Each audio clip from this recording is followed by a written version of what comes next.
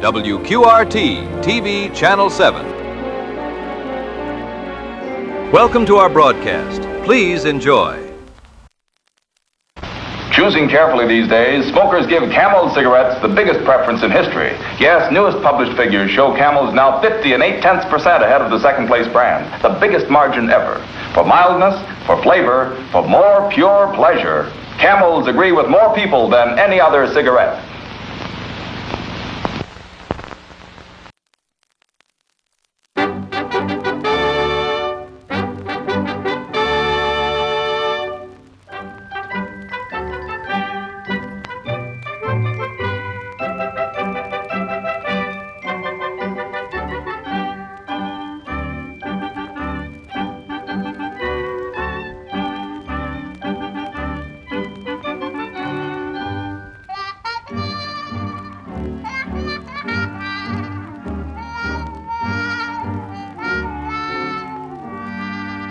Made of pen and ink, she can win you with a wing. Yoo-hoo! Ain't she cute?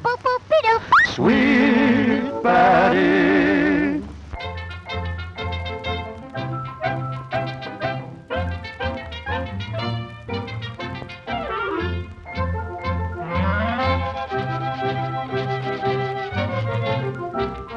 Magic mirror in my hand, who's the fairest in the land?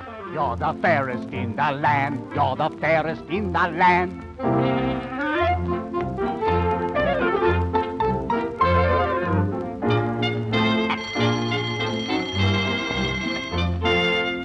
I want to see my stepmama, stepmama, stepmama. I want to see my stepmama. Her stepmama, the queen.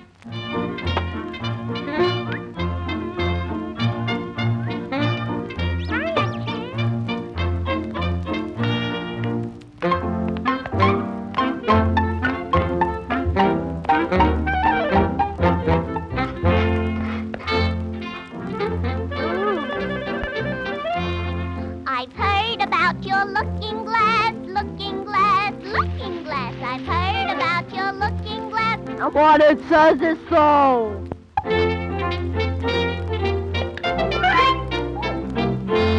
Magic mirror in my hand, who's the fairest in the land? You're the fairest in the land. You're the fairest in the land. Off with her head. Okay, queen. What a shame. Poor Betty. Always in the way. I can never play. My own mama would never say I'm always in the way.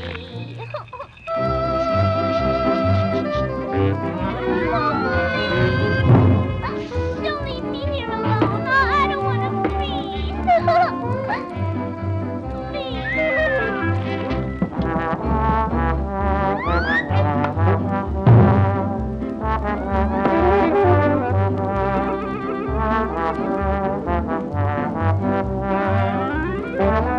Save me, save me! Thank you.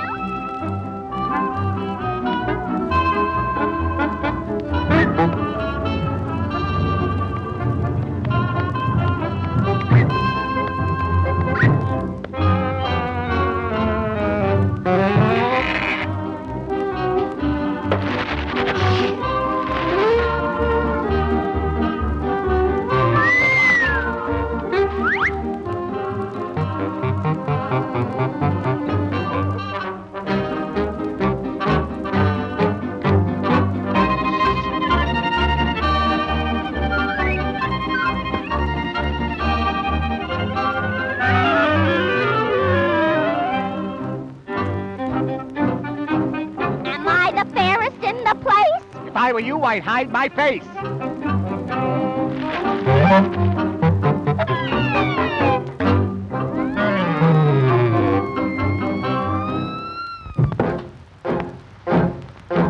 Folks, I'm going down to St. James Infirmary. See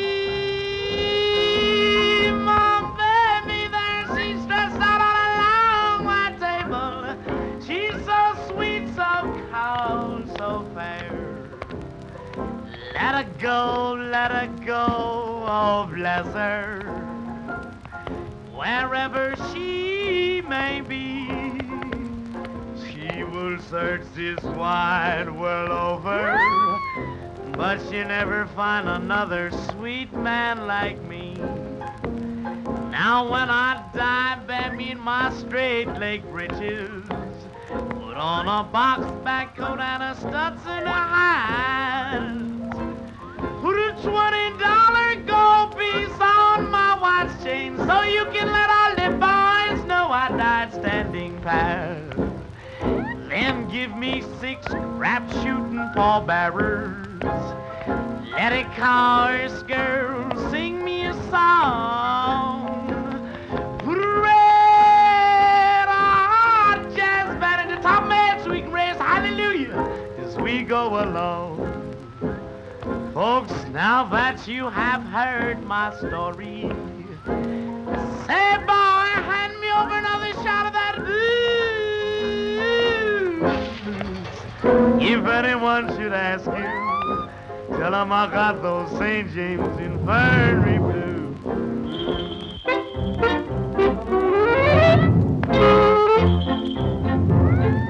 Magic mirror in my hand now. Who's the fairest in the land? You're the fairest in the land.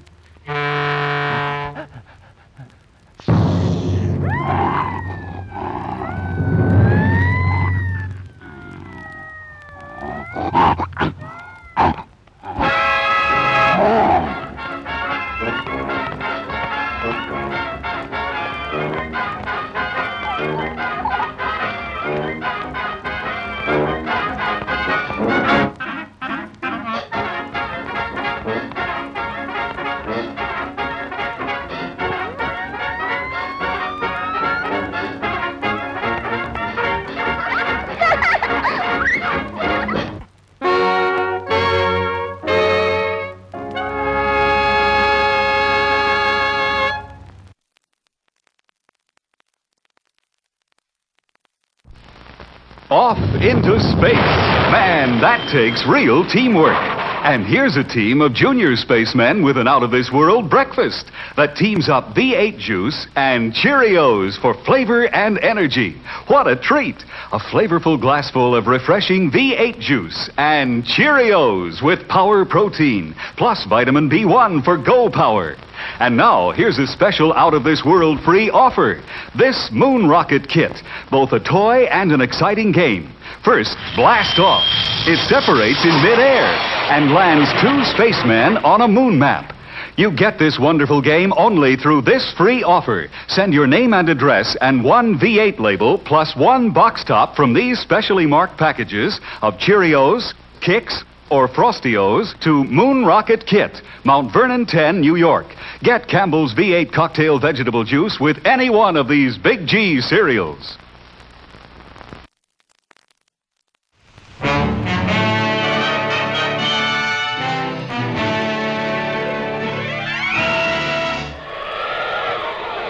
Up in the sky, look! It's a bird. It's a plane! It's Superman!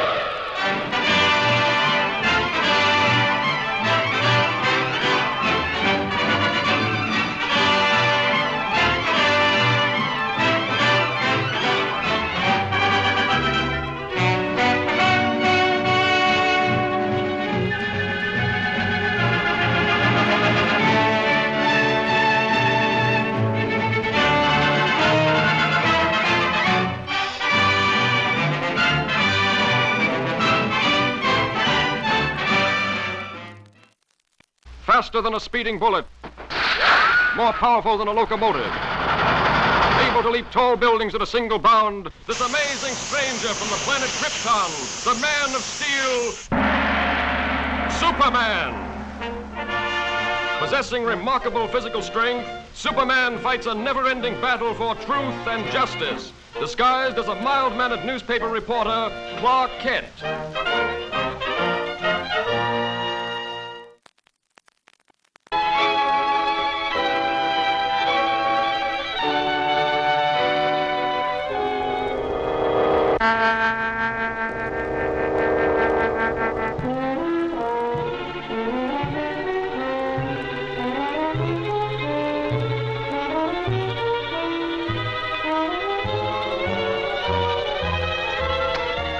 do you think of the professor's show now? I still think it's pretty dangerous business. Hope nothing goes wrong.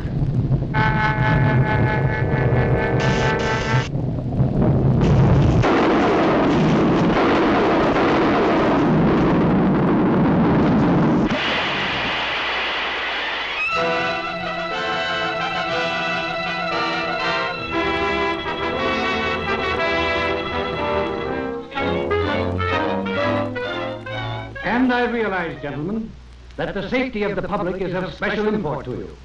Perhaps almost as important to you as my ambitions are to me. But you request that I give up my experiments which are the culmination of 30 years of dreaming and planning is impossible. Tonight, those dreams will become real. The comet of Falcon will be my toy.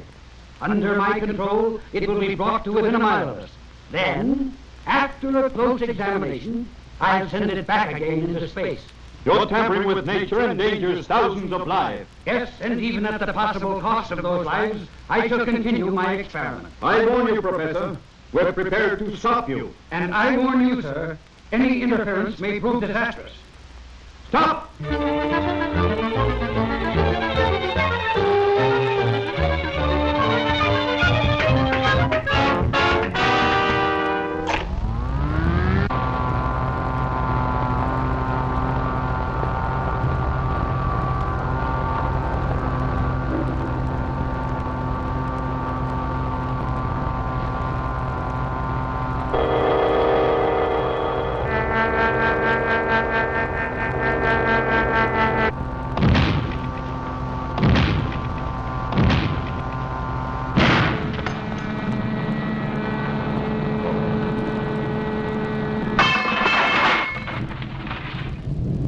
Listen to me, you meddling fools. Do you know that the power... Without that power, the comet is out of my control. The pull of gravity will bring it crashing to Earth any minute. Stop! Do you hear?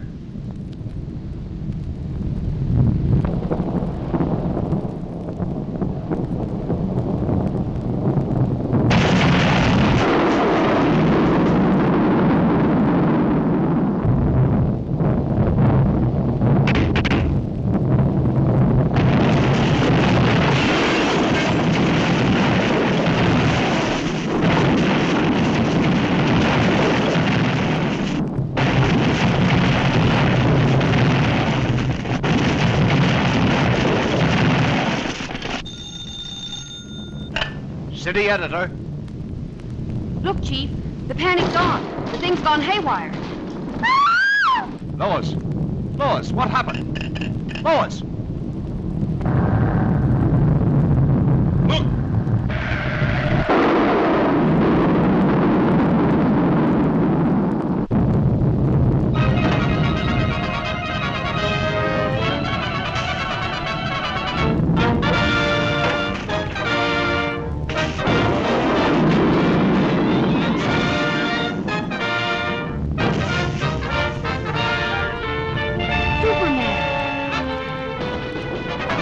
Are you all right? Yes, for the moment, but it...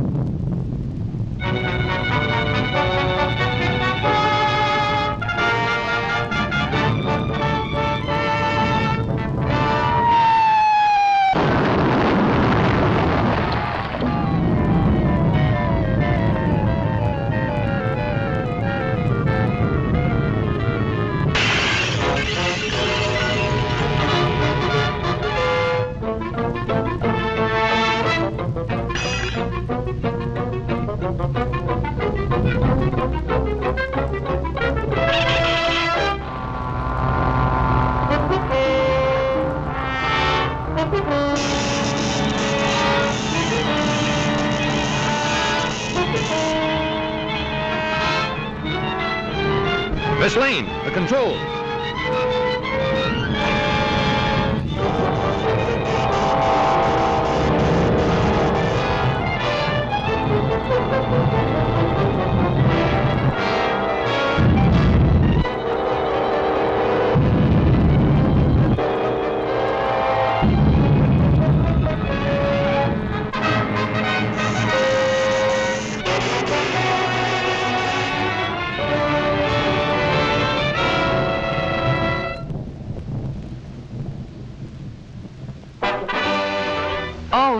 Superman. You were wonderful. You're pretty wonderful yourself. Oh, how did you get here? Thanks to Superman.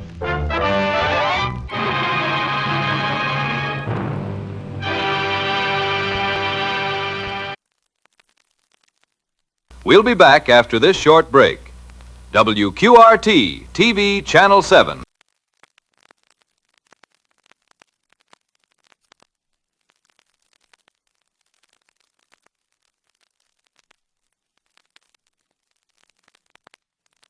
Look, Jesse, isn't this beautiful? This is a brand new 1960 Westinghouse refrigerator. You broke it. Refrigerators don't open in the middle. Do something. Well, what? Oh, what happened? What happened? What's that? Announcing the revolutionary new 1960 Westinghouse refrigerator. Let's get out of here. Well, hi, you two. Hi. And here it is. The most revolutionary advance in refrigerators in the last 10 years. It's a Westinghouse exclusive. The amazing center drawer refrigerator. A center drawer in a refrigerator? Well, sure, Lucy. Look. Here is the big separate roll-out drawer set right in the middle of the refrigerator. It's waist-high for convenience. It makes foods easy to see and easy to reach. And look, it's divided into two separate sections, each with its own special temperature. Two temperatures in the same drawer? Why? Well, there's a special temperature in this huge meat keeper. Now, it holds 21 pounds of meat. Even hamburger keeps it store fresh for 7 days without freezing. 21 pounds. That's enough for a whole week's supply of meat. That's right, Lucy. And on this side is the giant vegetable crisper with a different temperature that's needed to keep all your vegetables crisp, fresh, and colorful days longer. See, that's why they need the two temperatures for the meat and the vegetables. See, different temperatures. That's right. And look, Lucy, you see, no matter how many times you open your refrigerator or freezer to get foods out, your meat and vegetables never get exposed to warm room air. Excuse me, Desi. Up here is the huge refrigerator section. Now, it has its own separate temperature, and even the most perishable foods can be stored here and over here in the door, too. And look, it has roll-out shelves with plenty of room for everything, and, of course, it is absolutely frost-free. Where's the freezer area? It's down here. Oh, look how roomy it is. That's right. And with its own special freezing temperature, and it's also absolutely frost-free. There's never frost on the frozen foods or on the ice trays. Gee, frost-free in the refrigerator, center drawer, and the freezer, too. Mm-hmm. Plus 4 separate temperatures for every kind of food storage. But the wonderful news is the big center drawer, and only Westinghouse has it. Ladies and gentlemen, please consider this your special invitation to go into your Westinghouse dealers tomorrow and see the revolutionary new exclusive Westinghouse center drawer refrigerator. You'll discover that this refrigerator was designed and built to fit your needs. Well, it certainly is marvelous, Betty. I hope you folks see it soon. And it's the wonderful products and marvelous advances like the revolutionary center drawer that stand behind us when we say, for quality, for features, for value, you can... Desi, would you like to say... You can be sure if it's Westinghouse. And now, the evening movie.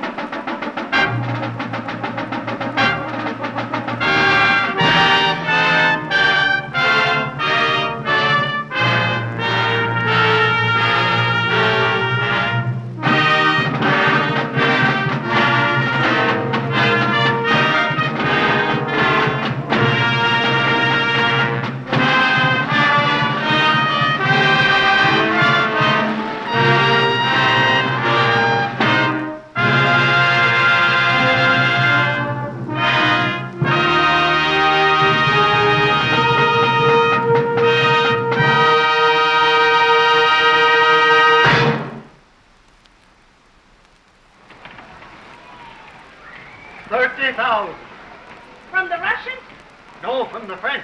From the Russians. We capture more than that every day.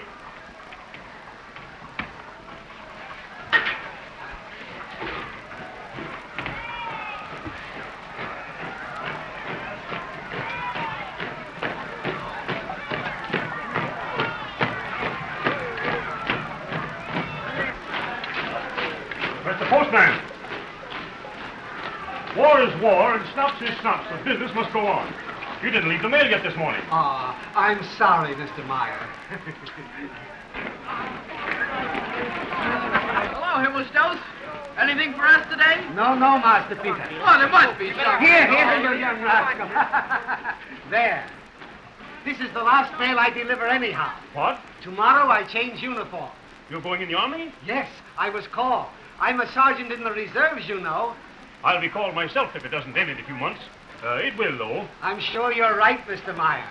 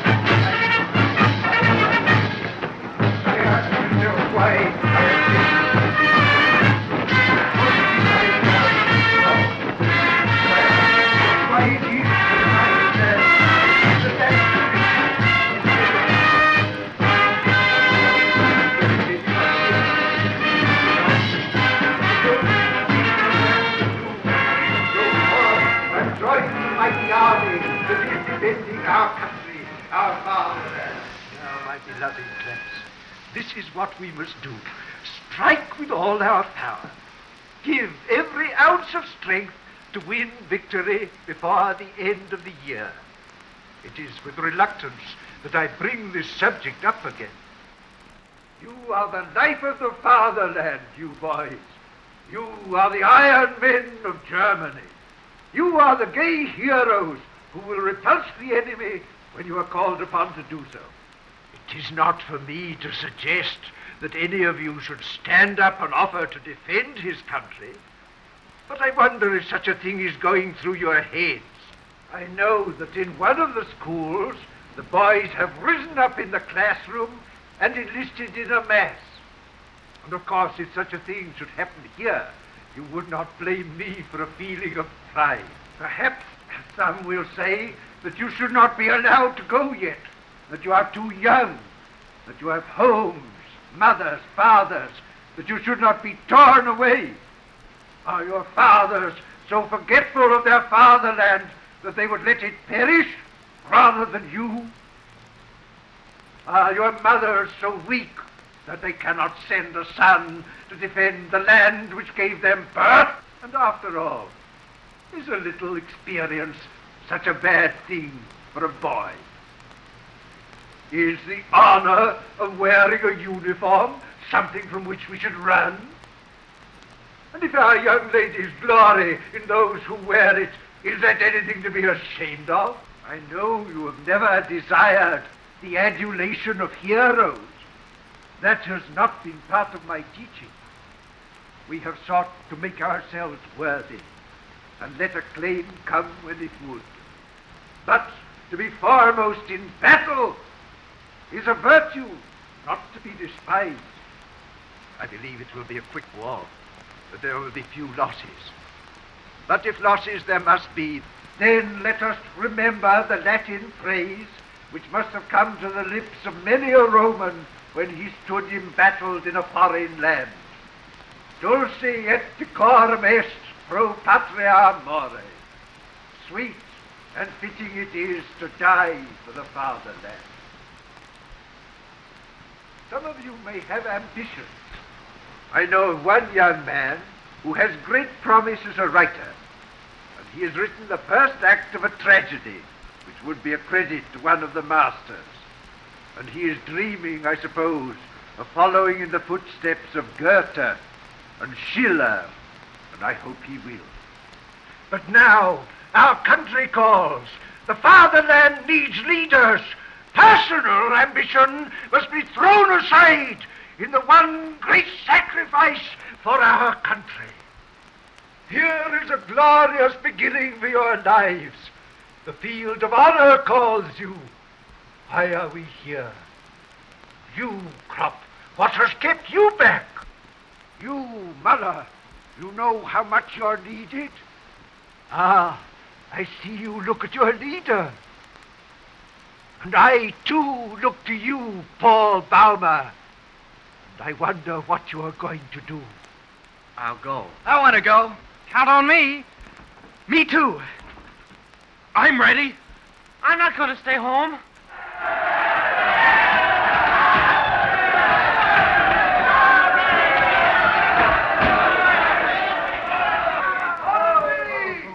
Enlist now! No more classes! No more classes! Don't be a quitter. Come on, Bame. Stick together. That's what we've got to do. Let's all stick together. We'll be generals before we're through, Bame. All right. All right. I'll go. That's the way.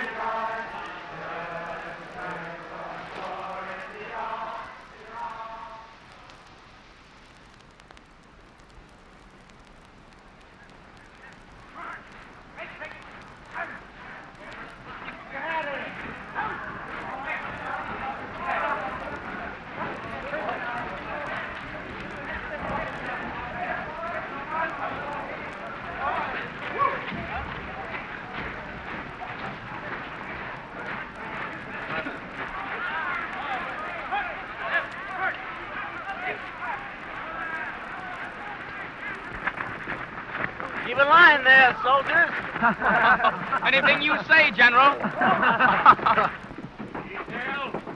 Pull! Left, pace! Get into uniforms, ready to report. Pull out!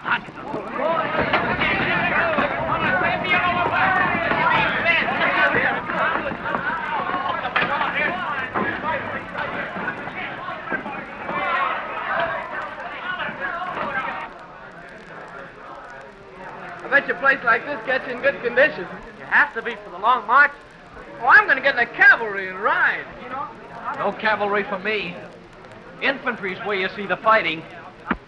Where are all the guns? That's what I want to know. Well, you don't get a gun for a long while yet. Well, if I'm going to bump off the enemy, I got to have some practice. Ow! Bayonet drill, that's what I want. You want a medal that time, Mother? You wait. In about a month, I'll be covered with them. Say, keep your boots out of my face. Why, it's an honor to have those boots in your face. They're the best pair in the Army. My uncle gave them to me. Just look at that special imported leather. Put them any place you like, except in my face. Not even a kitchen maid will look at me in this. Attention! Well, for the love of... It's Himmelstoß. So it is. And all dressed up. Hello, Himmy. You didn't think you'd see me again so soon, did you? You see my rank? Sure. Fall back then. Himmelstoß, we certainly are glad to see you. What did you say? I was going to say... Never mind. What's the matter with you, Himmelstoß? When you address your superior officer, say sir. Where'd he get such a nice uniform? Well, get in the mail for it, Timmy? Quiet! My dear fellow, you're shouting. Oh, come on, Emilstos. We know you. Take off the false whiskers. I believe you mean it. You'll find out that I mean it. Well, only 3 days ago you were our postman. Silence! Come on here!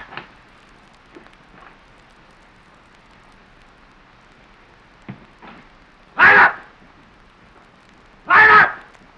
Get in some kind of a line, don't be quick about it. All of you! Line up, I say!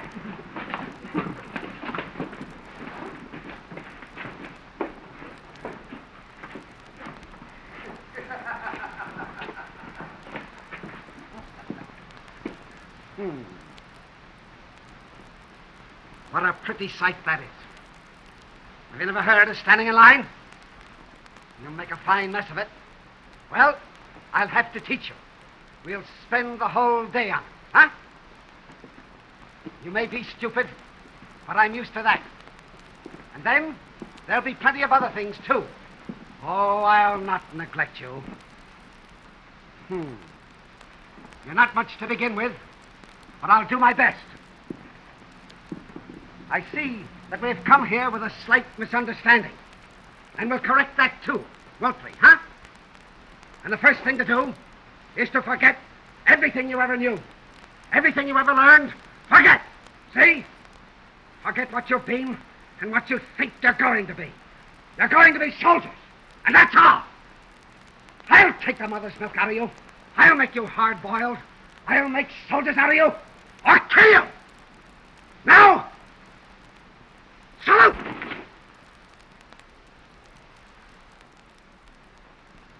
Okay, march!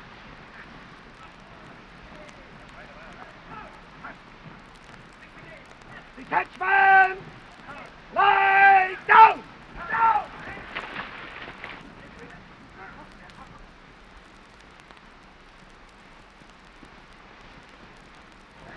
Head down!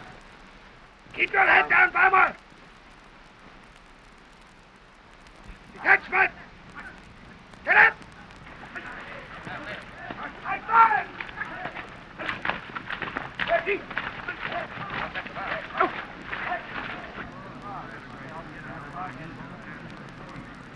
Now sing!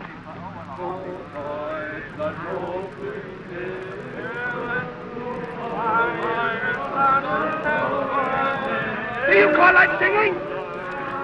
Detachment! Halt! So, we have no spirit, huh? We are in no mood for recreation. Work is what we want. Good! Then we'll go back to work.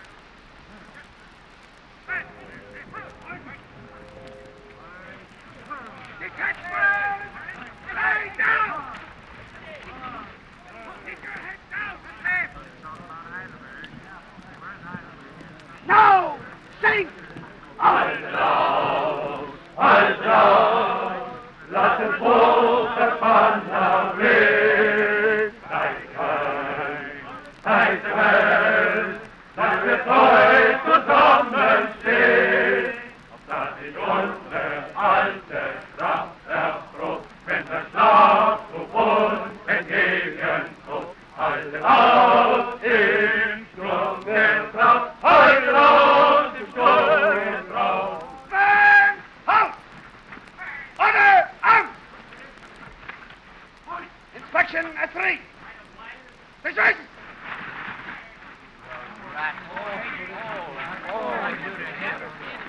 Oh, that swine! It means we get no time off. It'll take 4 hours to get ready for inspection.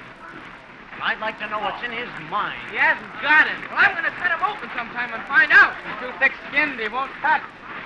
This is the 4th time he's made me disappoint that poor girl.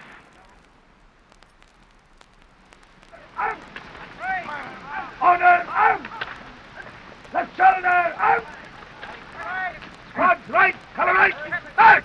Left, left, left, left, right,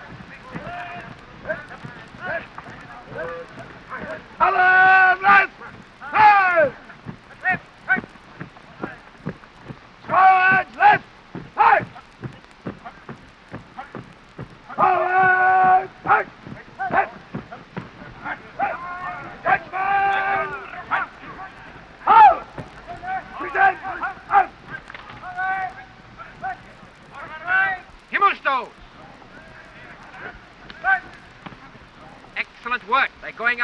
tomorrow, I recommend leave till midnight. Very good, sir.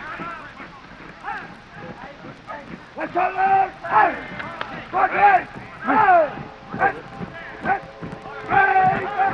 Down left.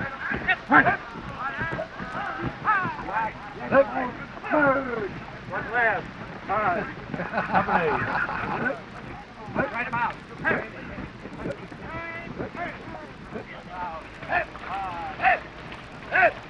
Detachment! Lie down! Roll forward!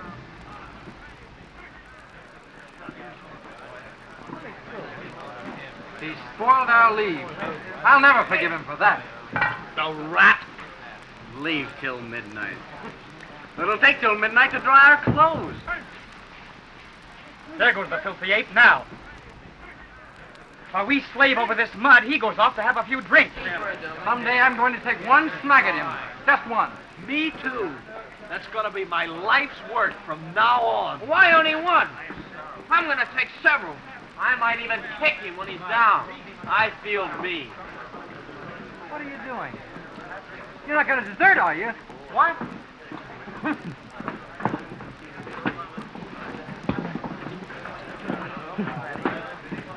Listen, I've got an idea.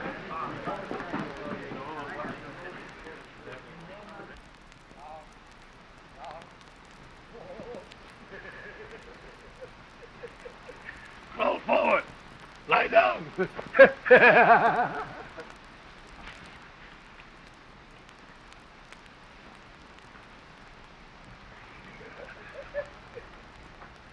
Lie down! Roll forward! What?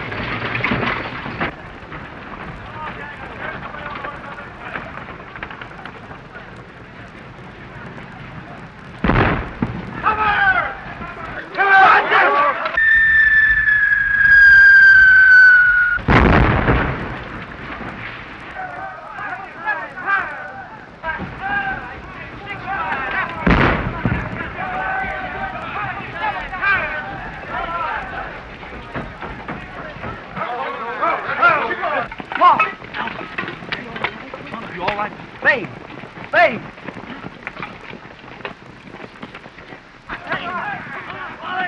Come on! Babe, come on! You fool! Babe! Get up! Come on!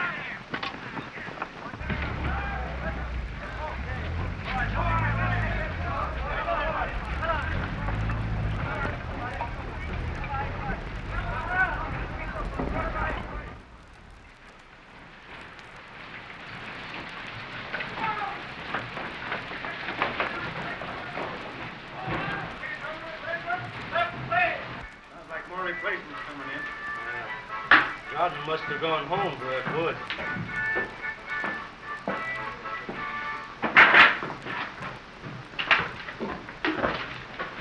Here, some more, fresh from the turnip patch. I suppose this is where we bunked.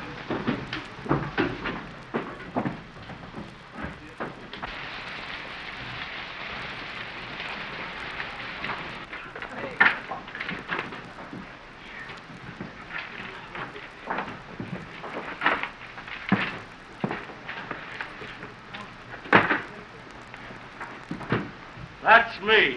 High Vestas. And this is where he lives. I didn't know. Well, you know now. Yes. Yes, of course.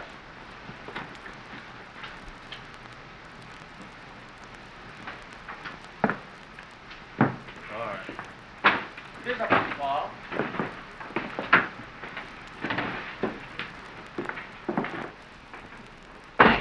When did we eat last? Don't remind me. I was fine until you spoke. Where are we, anyway? I don't know. The name on the railroad station's been shut off. Well, there must be something to eat somewhere. I'll tell you what I'll do. I'll ask those fellas.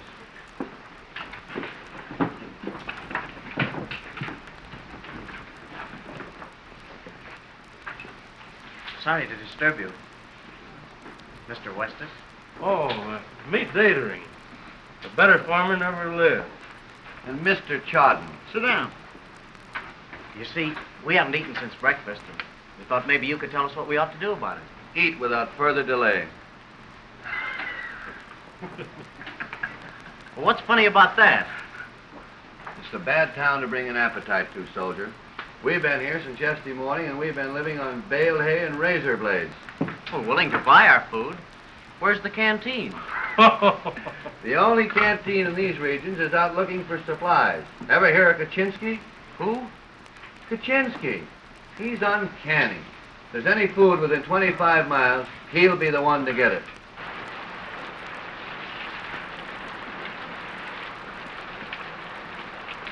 Hey!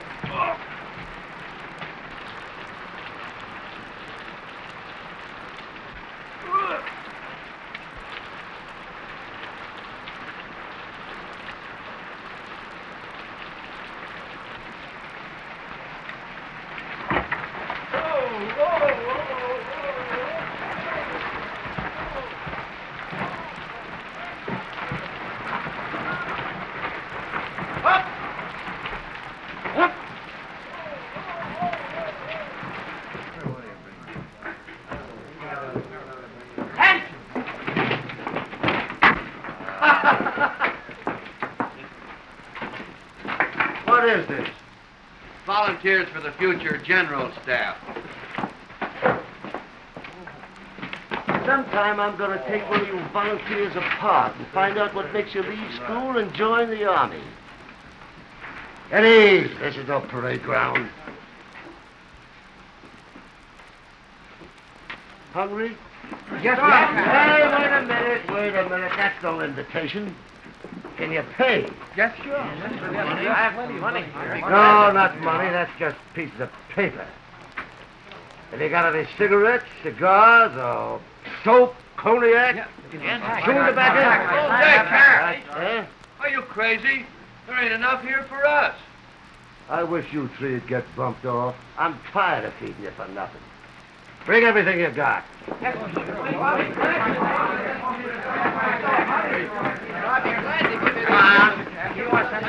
this enough?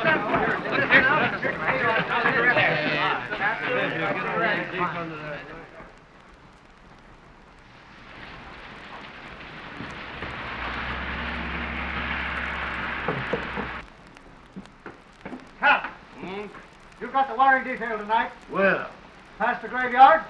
with this bunch? It's quiet tonight. You can teach them a couple of things. Thanks. I'd rather do it alone. These babes get killed off too fast. Well, the lorry's waiting. Last night I was too hungry to sleep, and tonight when I get the wrinkles out of my gut, they think up wiring duty. Well, here's your chance, heroes. For the fatherland. Come on, get your stuff and let's get out of here.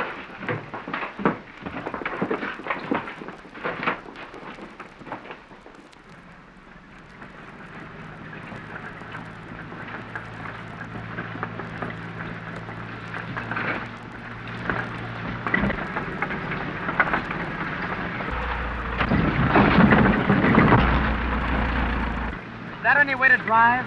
Let him drive any way he wants. Suppose he breaks your arm. You get sent home, don't you? A lot better than having a hole in your guts.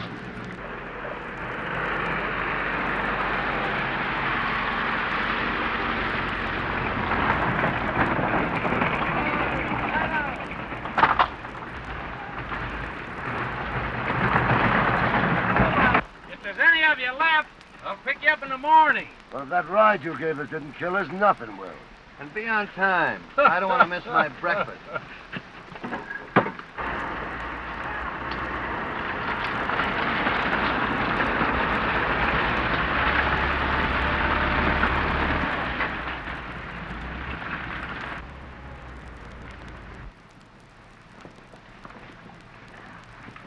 Huh? You better wait for your army, Papa. Here, don't be so backward. Listen, children. All we gotta do is to string a little wire. We pick it up at the dump and carry it to where we need it. Now you're gonna see some shell fire. And you're gonna be scared, see?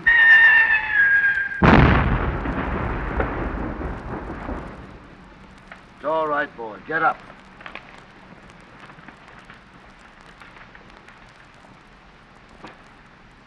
Yeah, never mind. It's happened to better men than you. And it's happened to me. When we come back, I'll get you all some nice, clean underwear.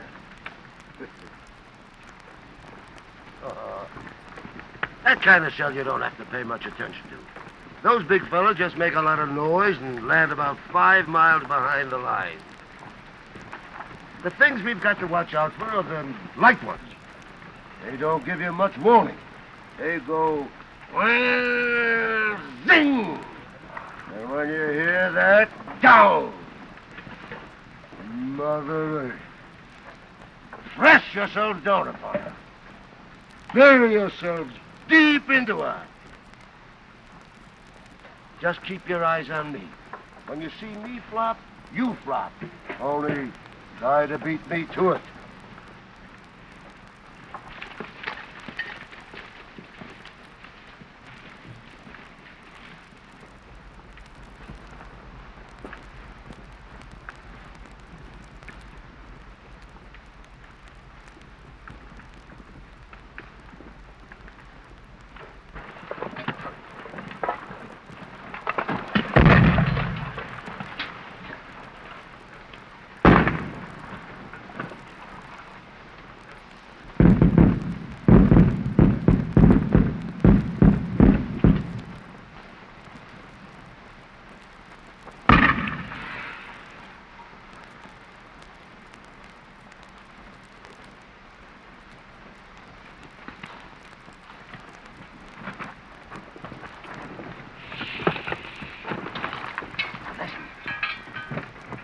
Show you how it's done.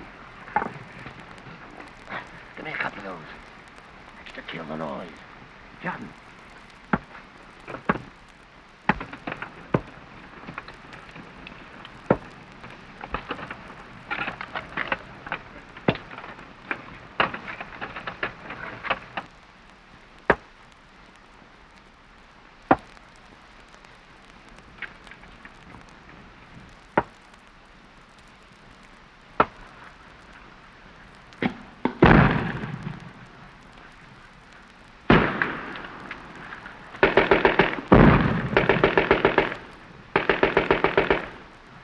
See that? What's that mean? Bombardment.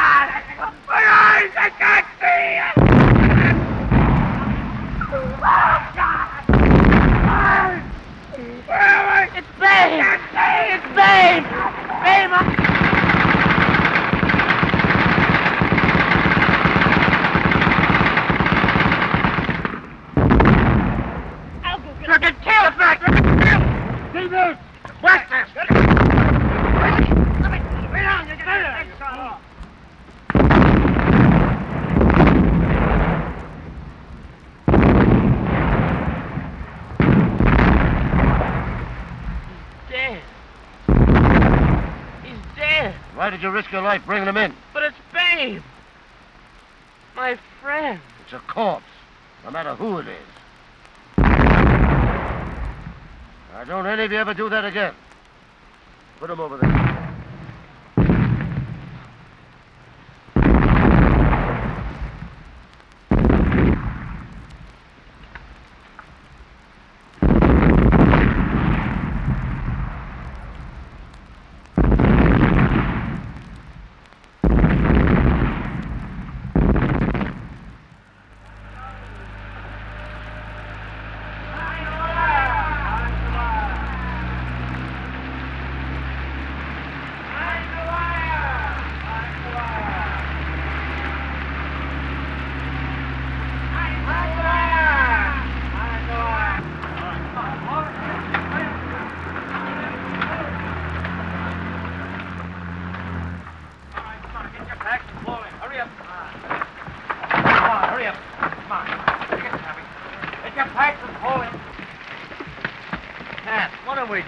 What's happening? You heard him, orders to march. Well, where to for the Another party. And this one is going to last a long time.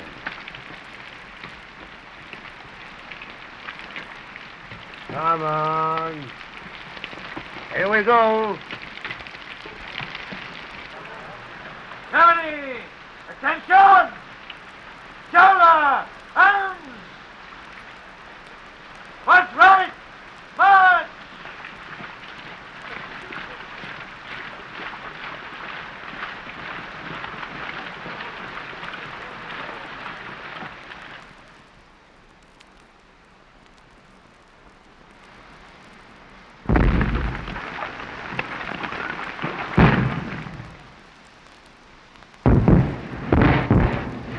Take your hands off that. Queen takes it. Well, if you think that's a queen, look at Jen. That's a jack. Yeah. Honest, these cards all look alike. It's too noisy. I can't play. I suppose your delicate nerves Get up! can't stand it.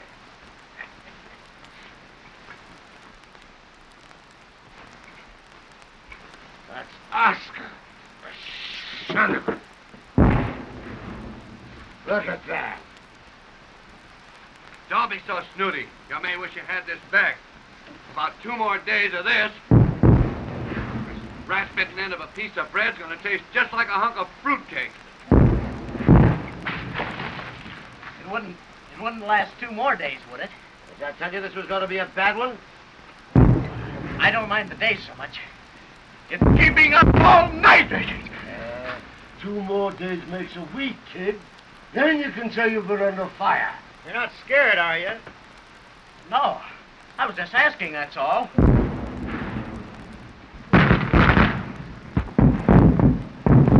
Want to play some more? Do you? Sure. All right, my deal. You better get your boot back before Oscar eats that. The kid's all right.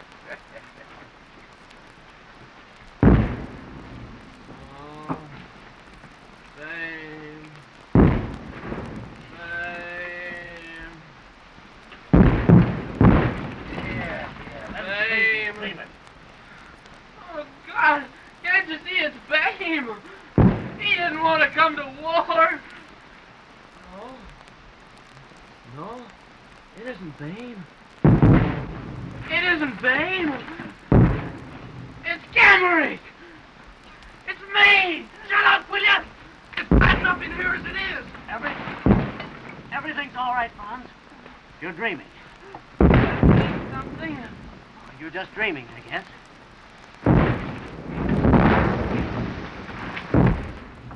Attack! Hut! At ease. Rise is getting worse. Men and 2 more dugouts gone.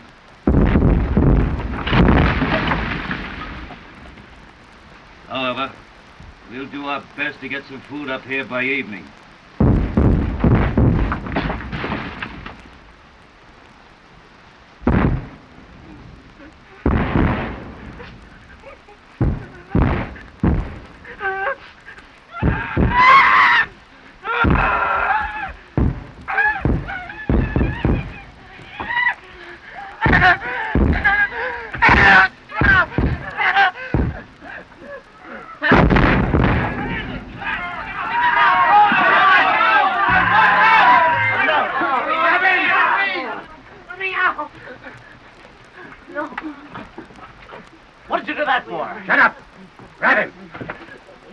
No. Now hold.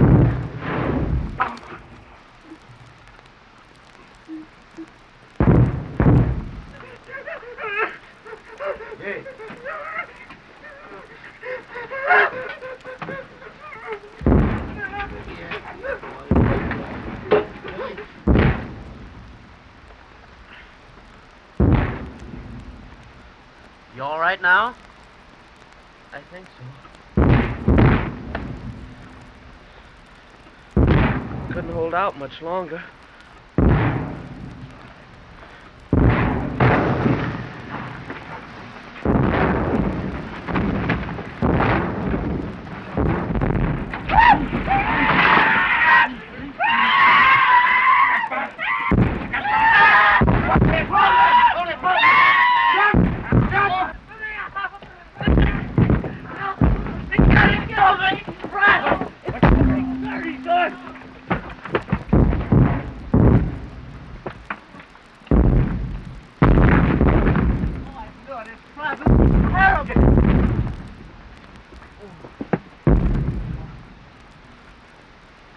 No, don't. He's been hit in the stomach. He doesn't have anything to drink. Get a stretcher.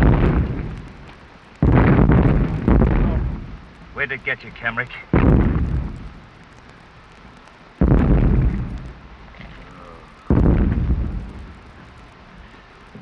Here it is, sir. Take his head. All right, take him out.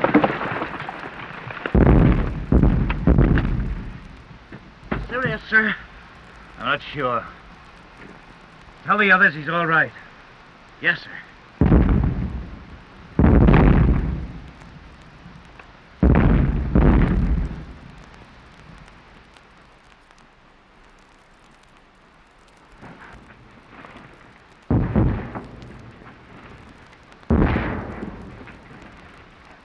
We're going to fight. Why don't we fight? Why don't we go over? Go crazy staying here. Let's do something! Let's go after him! Sit down! Cook of ours had any guts, he'd try to bring something through. He's so far behind the lines he can't hear the shooting! Here's Cat! Get anything? Any luck? We'll have to split this up among us. Something to eat!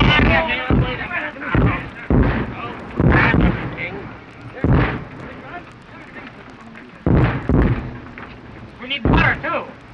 Yes, and dessert, and a feather bed to sleep on.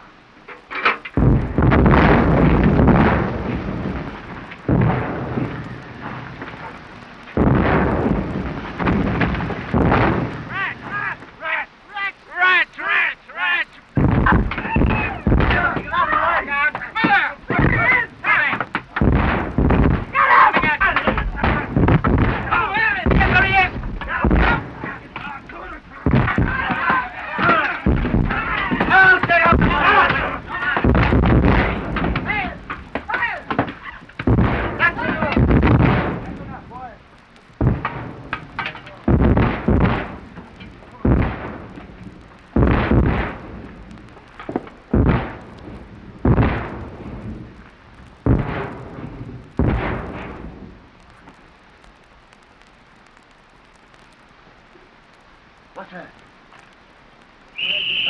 Come on, everybody! Grab your rifle! Rifle to the scale! Come on! Here they come! Get your grenade, Bill. Get your spade. Hurry up, there's their sack. Come on, hurry up.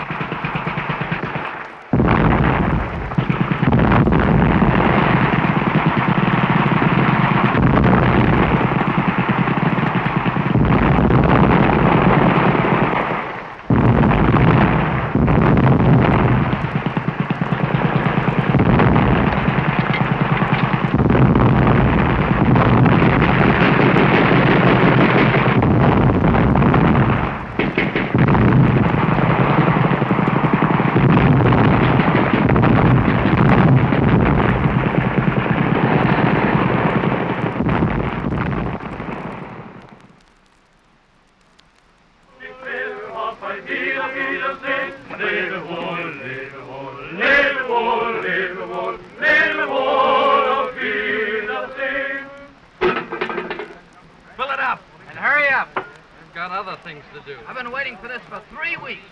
When they all get here. What do you want?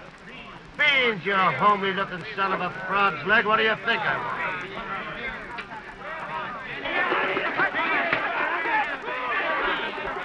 Shut up! I'll feed you when you're all here. We're all here now. Only half the company's here. Get the rest. Wake 'em up. I wish I could wake him up. There's 80 of us left. The rest is in dressing stations or pushing up daisies. 80? And I cook for 150. All right, we'll have enough for once. Come on, dish out. You mean you'll cook beans for 150? And you got bread for 150? And sausage for 150? And tobacco for 150? Everything. It's all wrong. I should have been notified. What a feast! Everyone gets 2 issues. Get back in line. Get back in line. Oh, no. That won't do. I can't give 80 men what's meant for 150. Listen. You drew rations for the second company, didn't you? Yes. All right, we're the second company. I've got my orders. That's right. We're the second company. And if only half of us get back, that's our good luck. Come on, dish it out. No! Oh, hey. You're the yellowest baboon that ever drew a cook wagon. And you're scared of shells. All we want to hear out of you is one more little yip and we'll cut you up and eat you raw. While you keep your kitchen so far back in the lines, we never get anything to eat until it's cold and we're asleep. Now, you low-down rat, give out! Or we wreck the joint to hell back there. Come on, give us a food.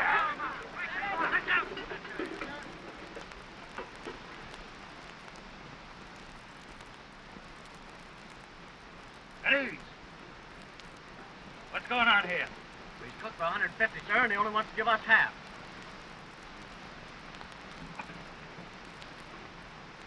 Looks pretty good. Yes, sir. Serve the whole issue. The men can use it. Yes, sir. And bring me a plate, too. Yes, sir. All right. Take it all. Take everything. Give them honey. Give them what they want.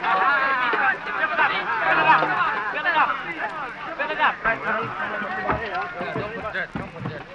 Anybody else?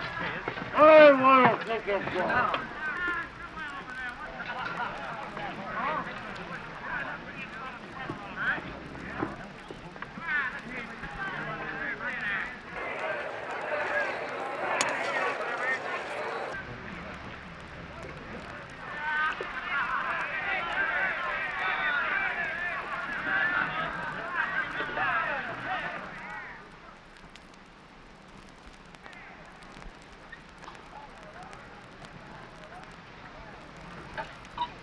Don't mind me. Well, that's all right. Don't mention it.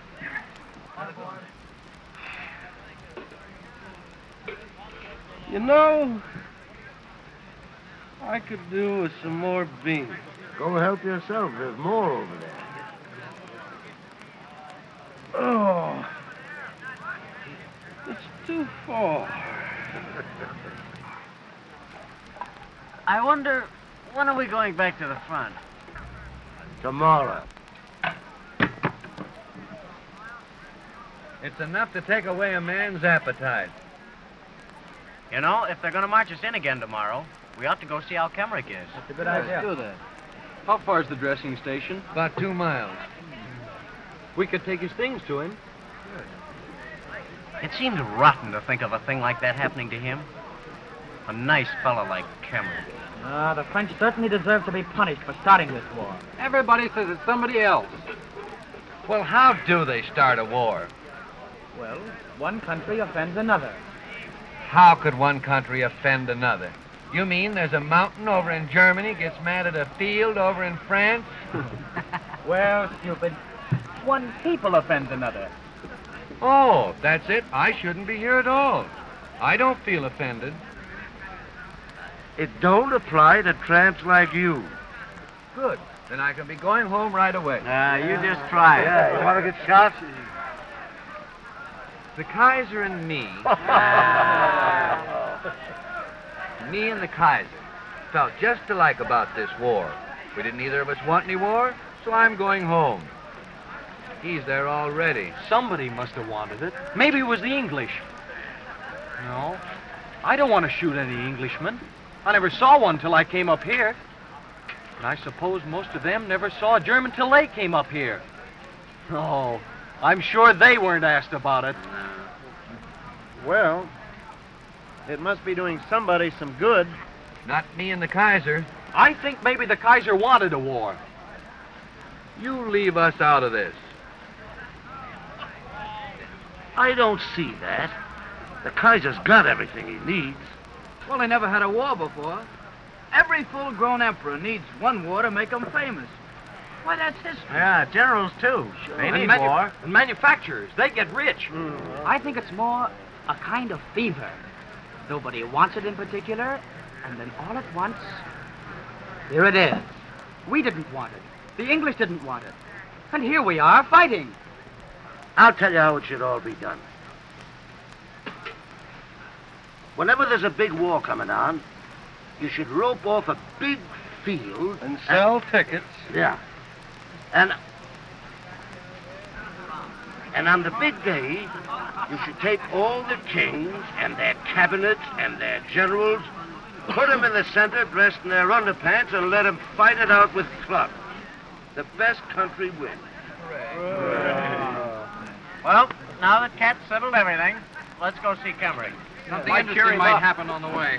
Boys, me and the Kaiser want you back in time to march tomorrow. Don't forget. I'll be back. Before my regard.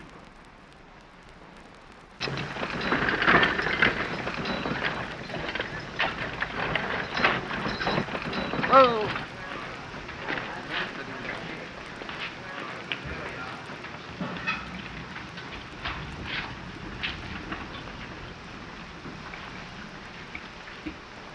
Well, there he is. Hello, Kemmerer. How are you? How's it going? How are things going? Are they looking after you all right? How are they treating you, Franz? All right.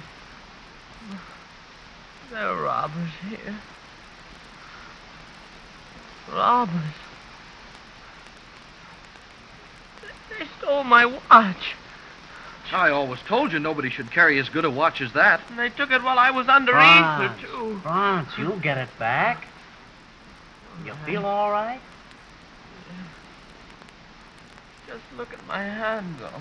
That's because you lost so much blood. Just eat decently and you'll get well again.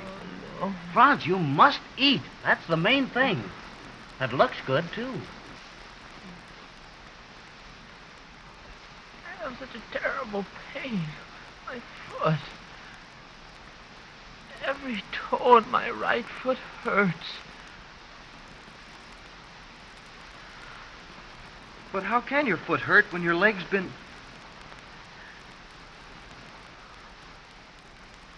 Oh, I know what you mean. I know now. They've cut my leg off. Why didn't they tell me?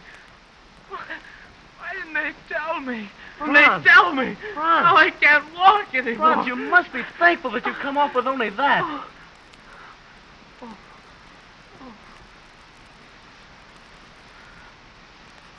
I wanted to be a forester once. You can, yes. They make artificial legs that are wonderful. And you're through, too. You can go home. Think of that. We brought your things for you, see? Put them under the bed.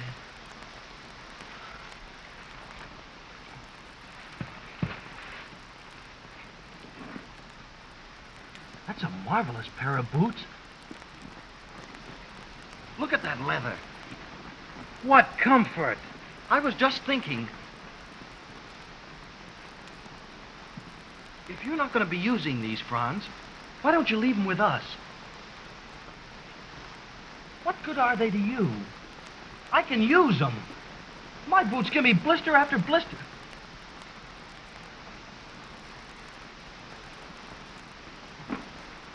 We'll be going, Franz. Oh, don't go. stay just a little while longer? I'll come right back. We'll be coming soon again, Franz. I know you'll be feeling better, Franz. Bye. Goodbye, Franz. You think it'll last till after mess? You don't think... Done for. Boys, you go along. I'll see you later. Goodbye. Goodbye, Paul. All right, Paul. I'm sorry, Paul. I wouldn't touch a thing of his if he could use it. I'd go barefoot over barbed wire for him if it'd do him any good. Only why should some orderly get those boots? I understand, Muller. We're all alike out here. And good boots are scarce.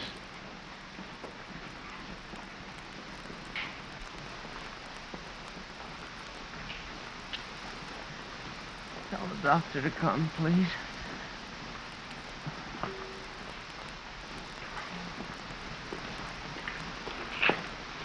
Doctor, the man in the next bed would like to see you, sir. I've done everything I can for him. There's no helping him. Poor little fellow.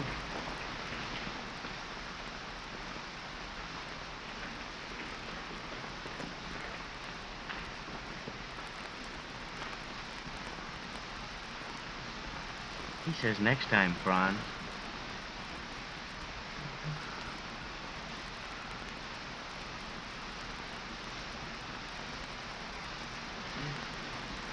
You think I'll ever get well? Of course. Do you really think so? Sure, once you get over the operation.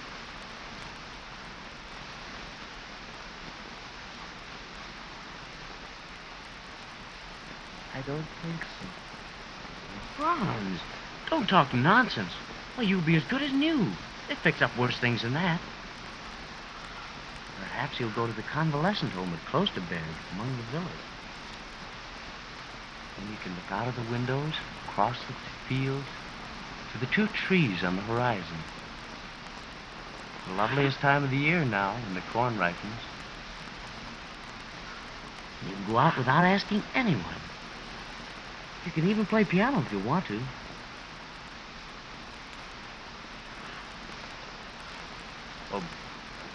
Oh, but Franz, you must try to sleep now.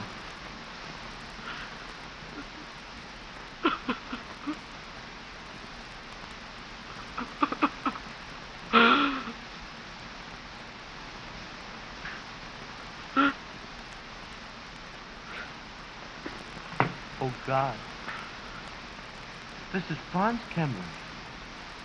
Only 19 years old. He doesn't want to die. Please don't let him die. Paul. Paul. Yes, Franz. Take my boots home for Muller. Oh, no, Franz, no. And if I have my watch, start at home. Franz. Doctor. Doctor.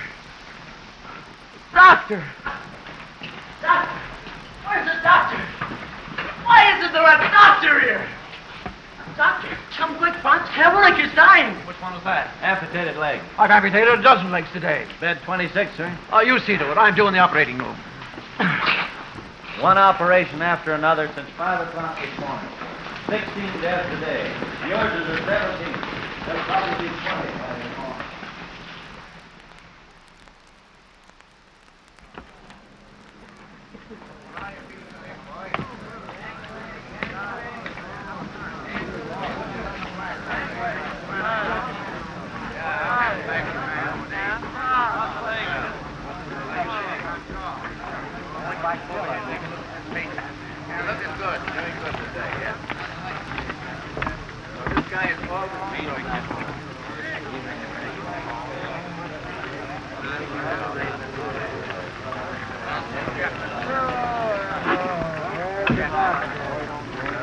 What's your hurry? Hey, I bet he stole those boots. Well, that's his telephone.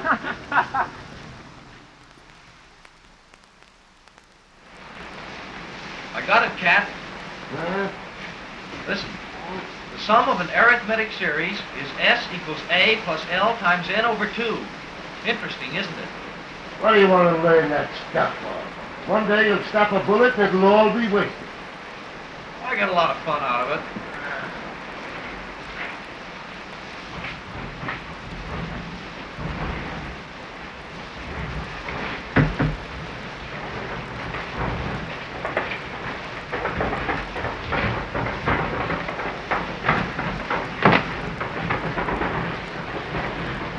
My boots.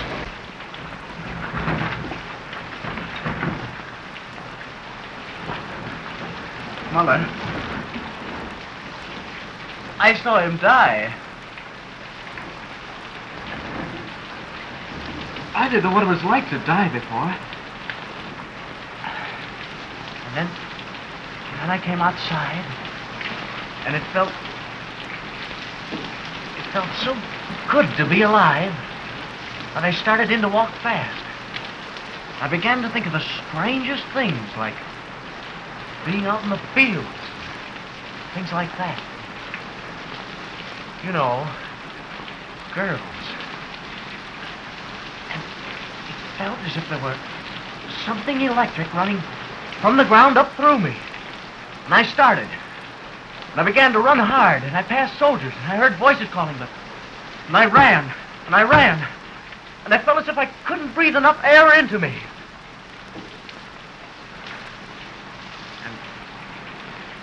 And now I'm hungry.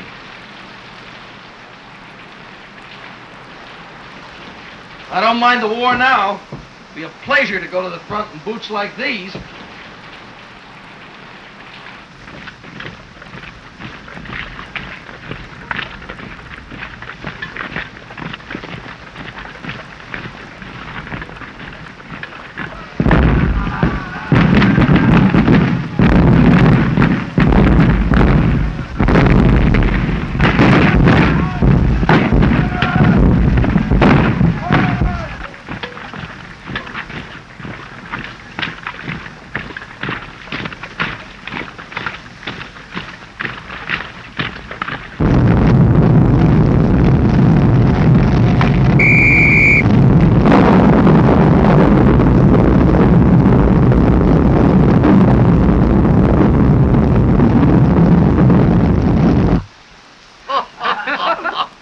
A good invention just the same.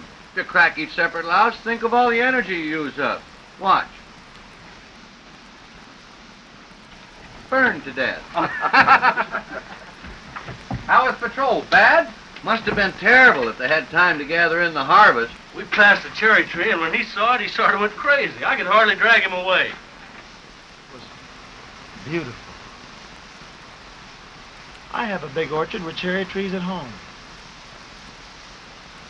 When they're in full blossom, from the hayloft, it looks like one single sheet.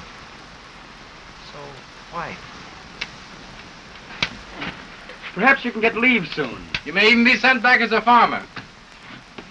A woman can't run a farm alone. That's no good, you know. No matter how hard she works. Harvest coming on again.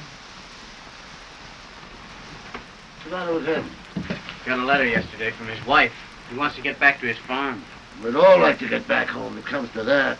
I wonder what we'd do if it were suddenly peacetime again. Get drunk and look for women?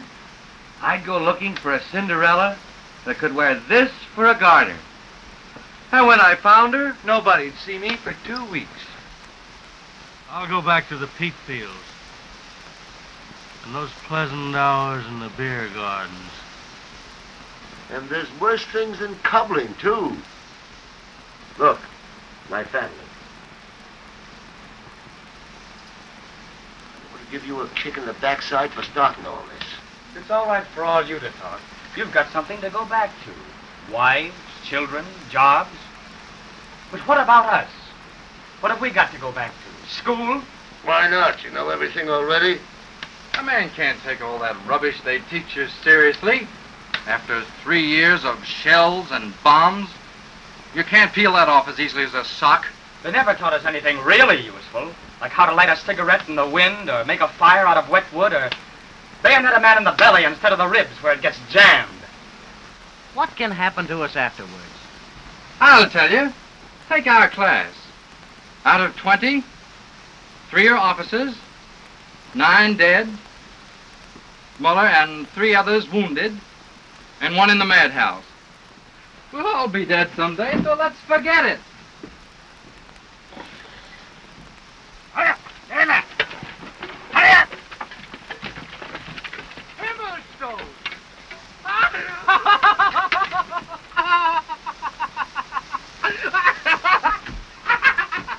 What's up? What are you, crazy? Himmelstones! Himmelstones! There is justice in the army. Well, well. So we are all here, huh? A bit longer than you, Himmy. And since when have we become so familiar? Stand up there and click your heels together! All of you! Take a run and jump it yourself. Who is your friend? Would somebody give General Ludendorff a nice, comfortable chair? Hey, come on, Joe, as your superior officer! Do you want to be court-martial, police? I do. There's going to be a big attack tonight, and I'd just love to get out of it. Will you obey my orders? Kiss my foot.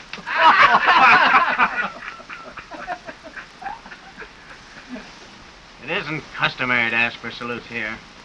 But I'll tell you what we'll do. We're going to attack a town that we tried to take once before. Many killed and many wounded. It was great fun.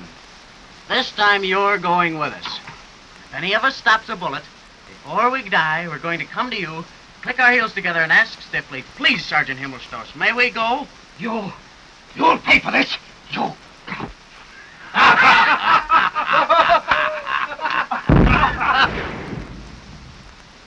Here it is. Right on time. Better get ready, boys.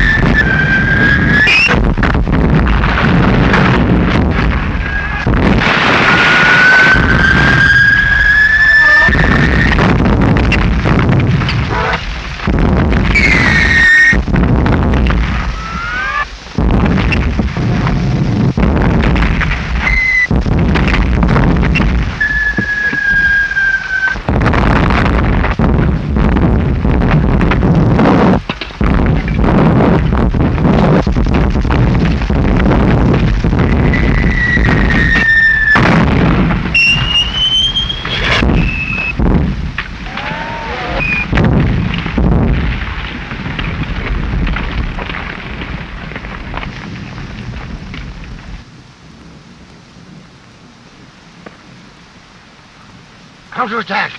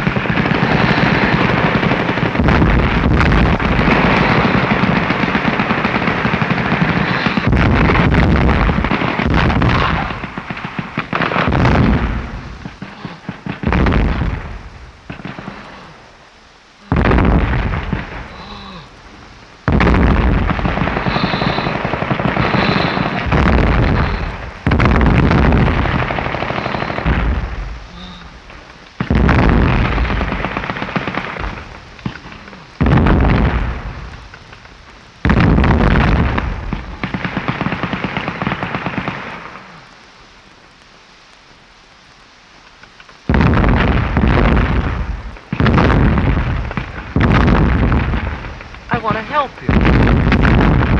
I want to help you.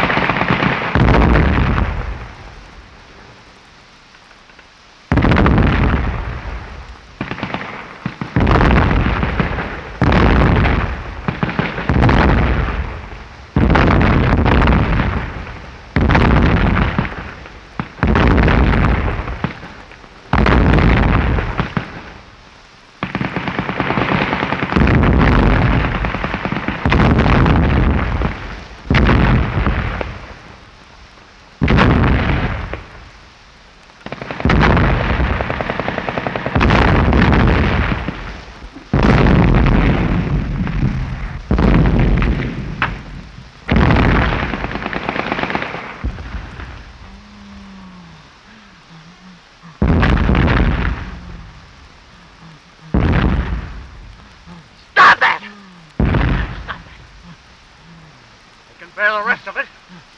I can't listen to that!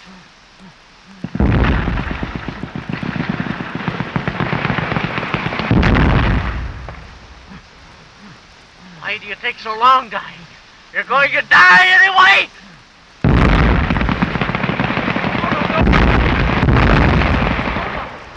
Oh, no. You won't die. No. You won't die. They're only little wounds. You'll get home. You'll be all right. You'll get home long before I will.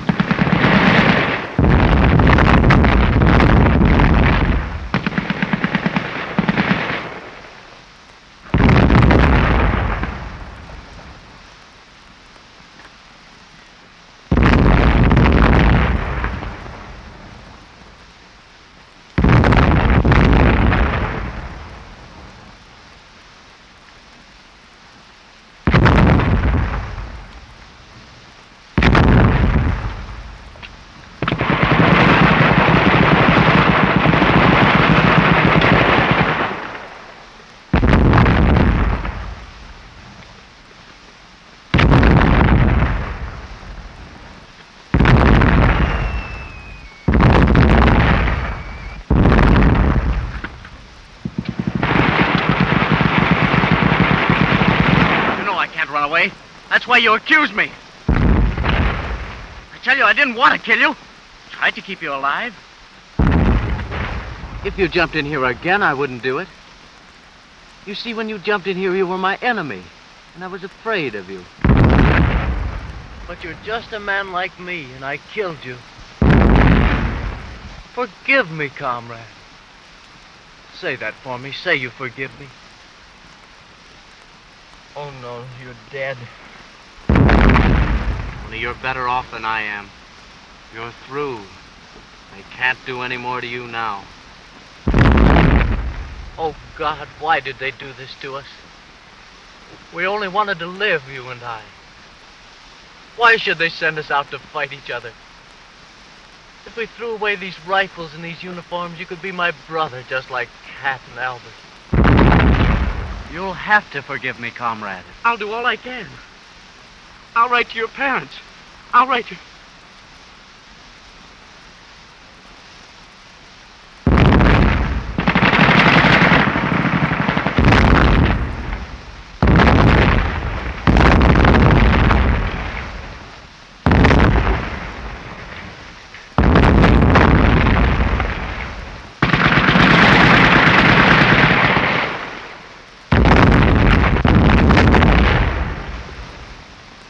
Your wife. I'll write to her. I promise she'll not want for anything. And I'll help her, and your parents too. Only forgive me. Forgive me. Forgive me. Forgive me. Forgive me.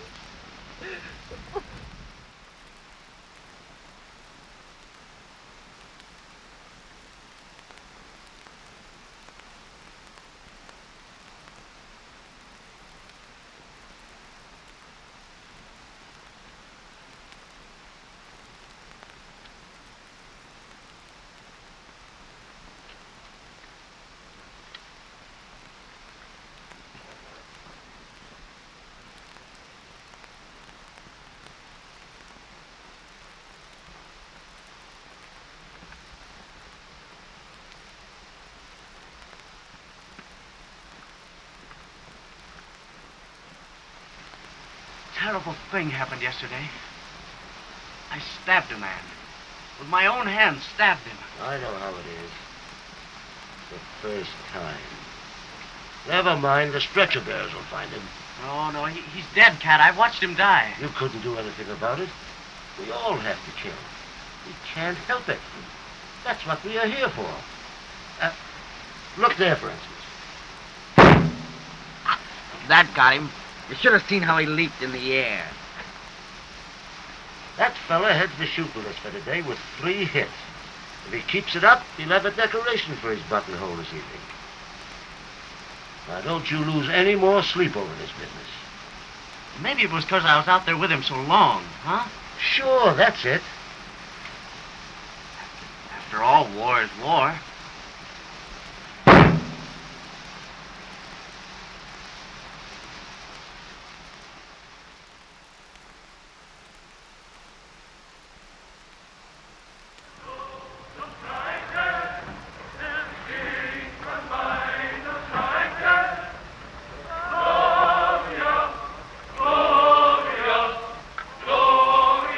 Victoria, ja mit Herz und Hand fürs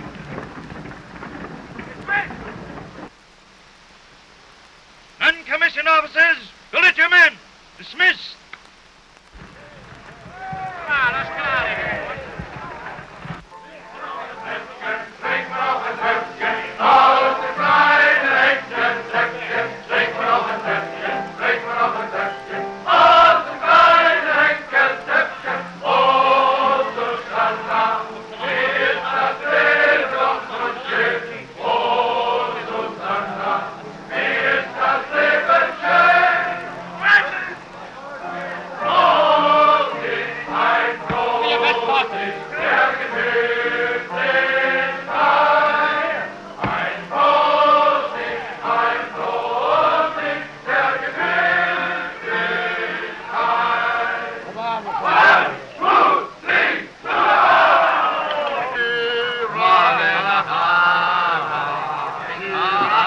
come on.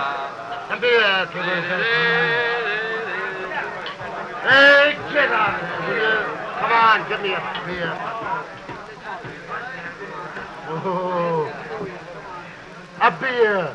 One beer.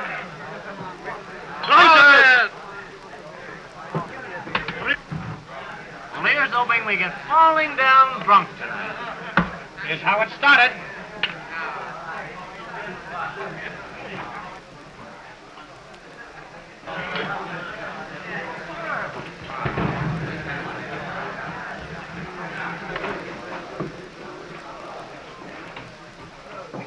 I'd forgotten there were girls like that. There aren't. Just look at those thin little shoes. She couldn't march many miles in those.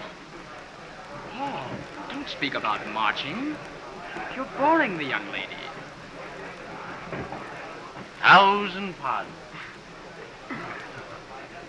How old do you think she is? Oh, about 22? No. That'd make her older than us. She's 17. Girl like that. That'd be good, eh, Albert?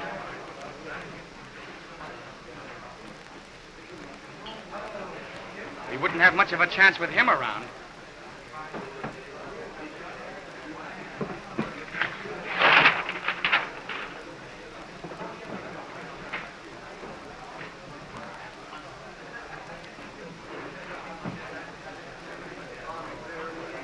We could take a bath, wash our clothes.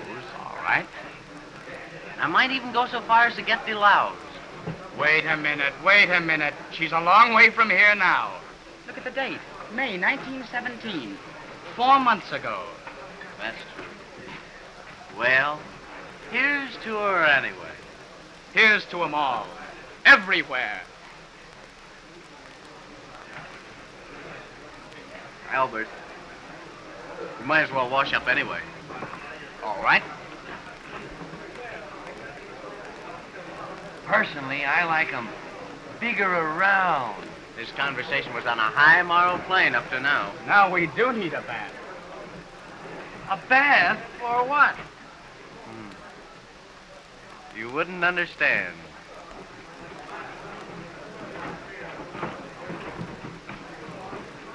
This water's freezing. This romantic business has gone too far. But think of her beautiful eyes. Oh, their hair. Here we are. You're not gonna miss a thing. Go away. What are you doing here? Bathing. They tell me there's some people in this world takes a bath every week. Women.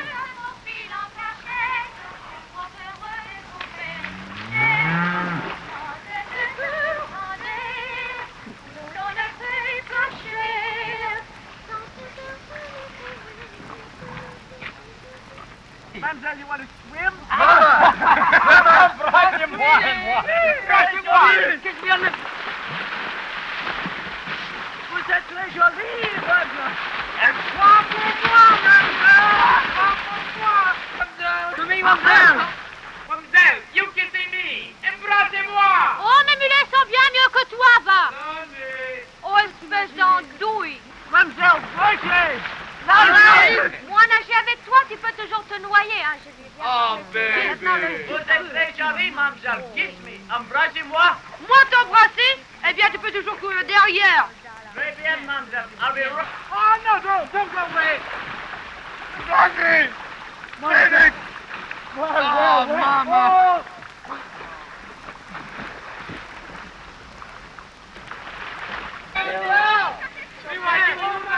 Please don't go. We want you. Woo! Woo! Regardez! Mangez! Mangez! Bon! Bon! Woo! Paul!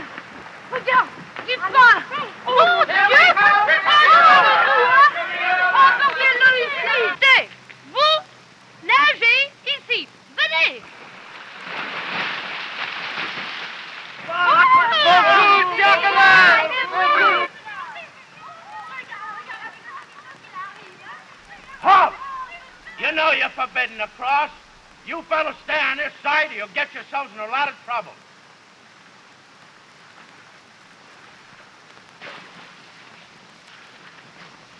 Nous habitons ici. Monsieur Pépé? Oui, c'est notre maison ici. Dépêche-toi. Vous venez ce soir. What are they jabbering about? They want us to swim over tonight. They're expecting us. That's fine. We'll do it. That blonde's crazy about me. But there's 4 of us and only 3 of them. I was the one that stopped him. That blonde piece of work is mine. You 3 fight for what's left. Fight's the word. All's fair in love and war. Huh? What do you mean? What are you gonna do? You'll find out. Au revoir. Au revoir.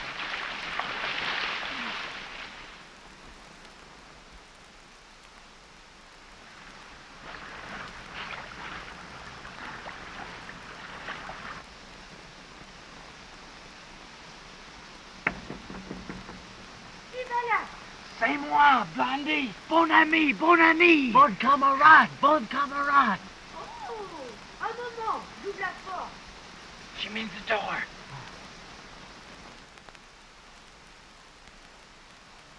Ça peut voir ce qui se passe ici, hein?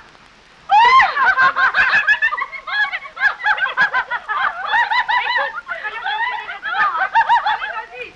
Un moment, il y a notre fils.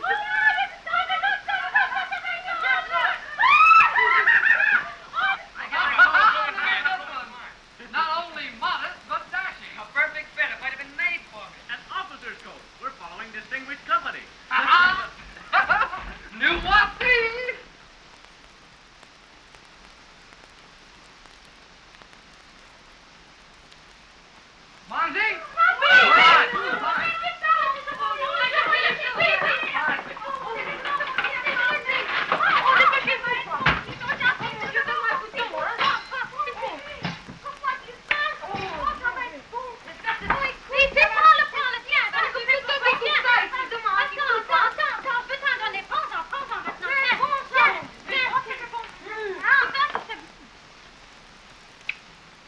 Merci. Assois-toi. Ils sont gentils quand même de venir nous amener C'est ça. gentil de votre part. Pauvre garçon. Encore un bout de pain? Oui, non, encore un bout, puis un bout de La guerre. Allez, toi aussi. Grand malheur. Oui, écoute, donne-moi encore, j'ai faim, tu sais. Il y a longtemps que j'ai pas mangé. Et toi aussi, tu veux un bout? Oui, donne-moi tout. Je pourrais manger tout ça moi seule. On va conserver un peu pour demain. Oh, demain, tant pis, on les jamais. Alors, tiens, voilà. Voilà. Have another little drink, comrade. Is this your birthday or mine? What? You've been buying me drink after drink for 2 hours. What I'm trying to figure out is why.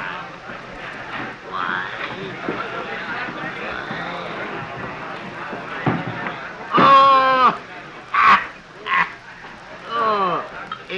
It's just that the boys told me to amuse you for a little while. Oh, nice boy. Yeah. Yeah. They said you'd understand.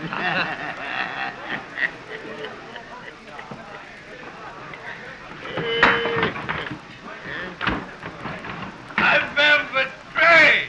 Yeah? You certainly have. You got it for a minute. I'll give you more. Oh.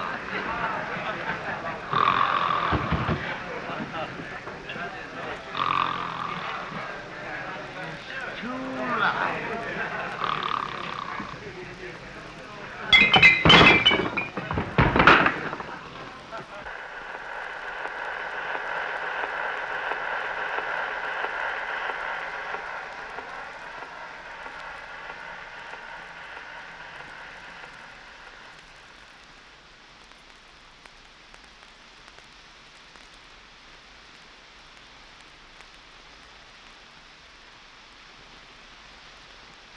Pauvre garçon. Pauvre petit garçon. Darling, Quoi? what's your name? Je ne comprends pas. Name. You say name. Georgette? Camille? Oh, mon nom, Suzanne. Suzanne. Et toi, quel est ton nom? Paul. Paul. Paul, c'est un joli nom. Suzanne. I wish I could tell you something. I wish you could understand me. Oh, non, non. Il faut penser à... Darling, I'll never see you again. I know that. And I wouldn't even know you if I did. And yet, I'll remember you always. Toujours. Oh, if you could only know how different this is from the women that we soldiers meet. Oh, non, non, il faut tout oublier. C'est cette guerre, cette terrible guerre. No, not the war. You. That's what I'm talking about. Vous. It seems as though all war and terror and grossness had fallen away from me. Like a miracle. Like something I never believed. Oh, pauvre garçon. Pauvre garçon.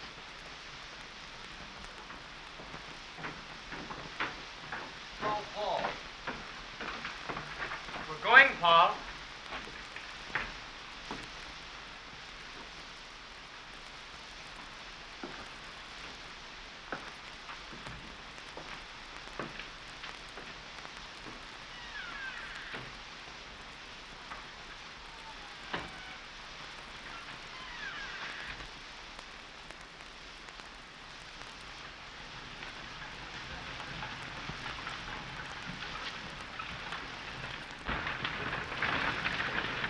Have a look. Nice new coffin. For us. I must say that's a very cheerful preparation for this offensive. Very considerate of it. But I don't see any long enough for our comrade Jordan. Mind you, I'm not speaking to you, you traitors, but no coffin's gonna get me. I should say not, heartbreaker. You'll be thankful if they slip a waterproof sheet around that Aunt Sally of a carcass of yours.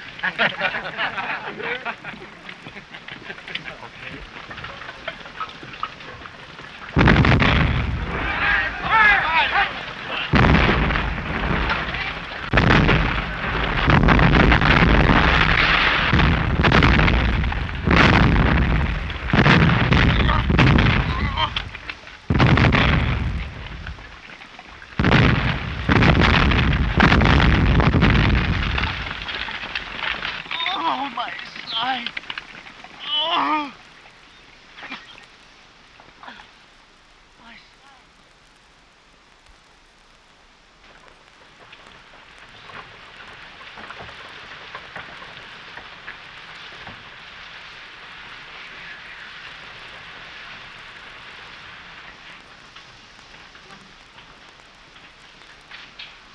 Catholic hospital, Albert.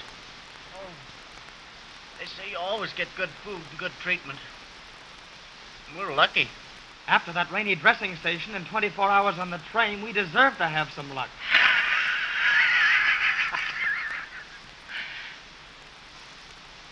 Hamaka. Yes, that's my name. I got a crack in the head, and they gave me a certificate stating that Joseph Hamaka is periodically not responsible for his actions. And ever since then, Hamaka has been having a grand time.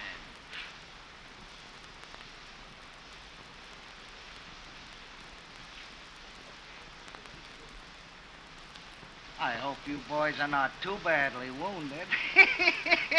The others die off so quickly we don't have time to get acquainted. You'll get to know us very well. Thank you. You too.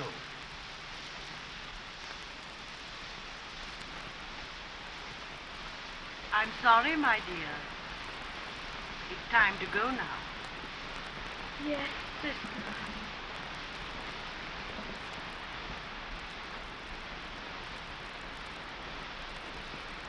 Watch. If they take his clothes away, you've seen the last of him. See? They're taking him to the dying room. Dying room? When you're ready to kick the bucket, they get you out of the way so they can use the bed. In the corner of the building, there's a little room. Right next to the morgue. It's so convenient, it saves a lot of trouble. But suppose he gets well. I've seen a lot of them go in that dying room, but nobody ever comes back.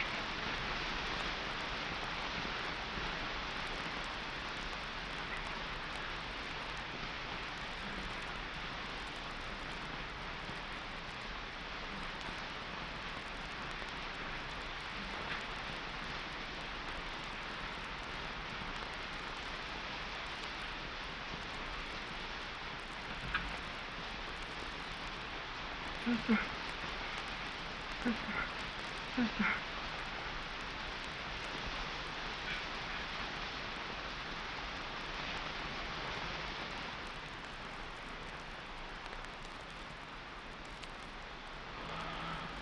Is that you ringing, Paul? Yes. Something going on? I think I have a hemorrhage. The bandage is all wet. I've been ringing forever and nobody comes. I think I'm bleeding. Sister, get me a sterile dressing and an ice pack. Why didn't someone call me? He's been ringing. Then nobody can walk, sister. Sister, is it bad? No. We'll be all right. We've got it in time.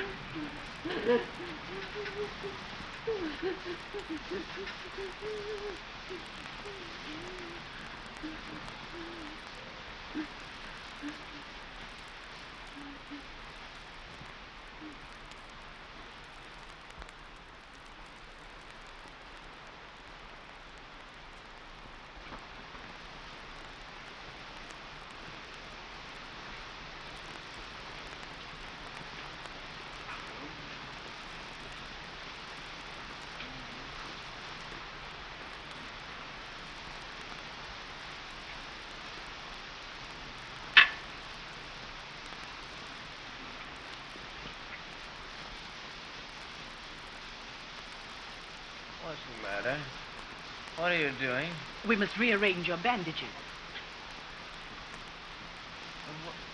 Where are you taking me? To the bandaging board.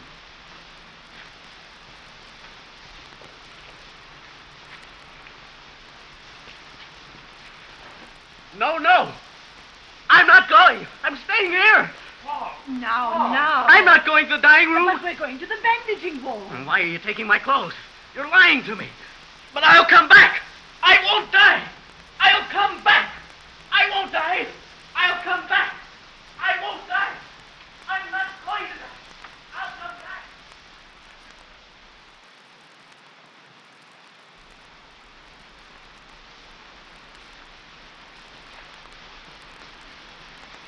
Sister Liberty, how is he? Poor boy. They had to amputate his leg.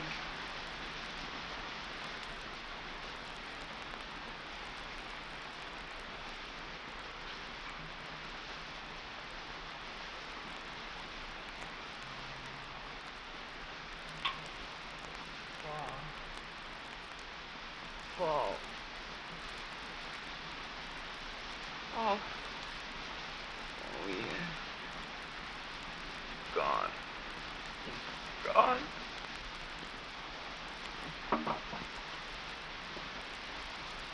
Hello? Welcome home, Albert. How do you feel, kid? All right. But I've got such an awful pain. My foot.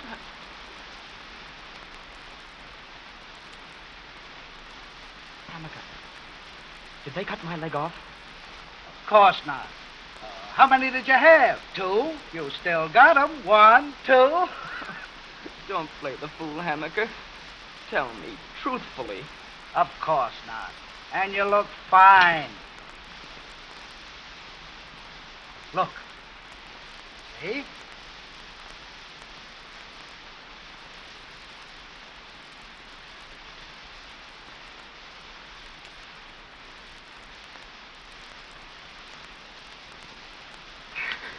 I won't be a cripple. Oh, now. I won't live, I tell you. Be calm. I'll kill myself the first chance I get. Albert. I won't live. Yes, you will. I won't live. Albert. Albert.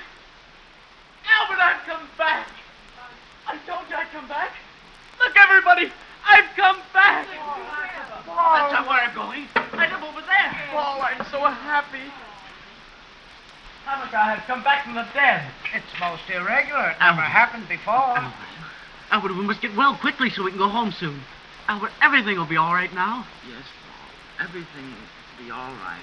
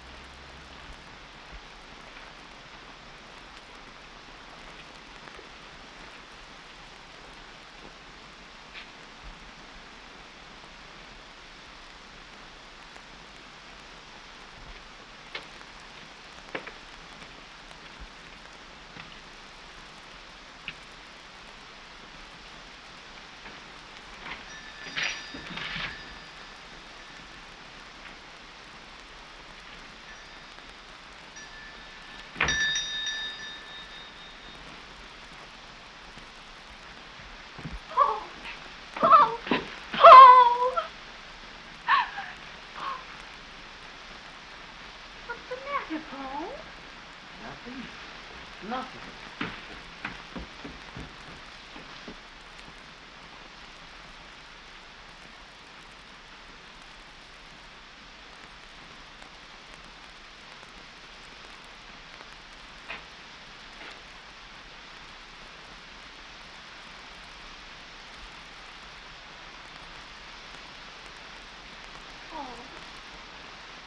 Give me a handkerchief.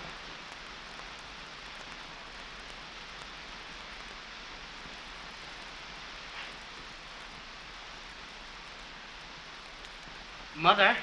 Here I am, Paul. Here I am.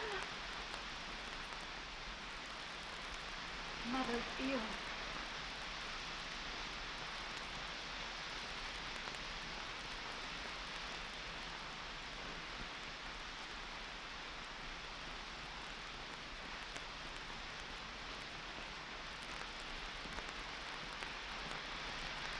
Are you wounded? No, Mother, I got leave.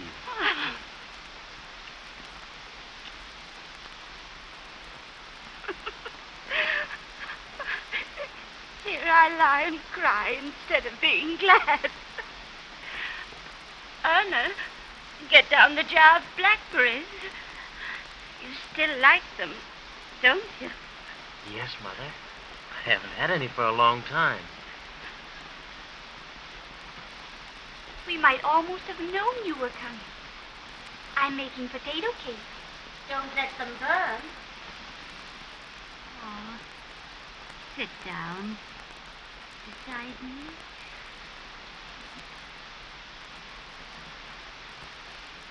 My Paul. My baby. Oh, I almost forgot, Mother. I've got some little presents for you.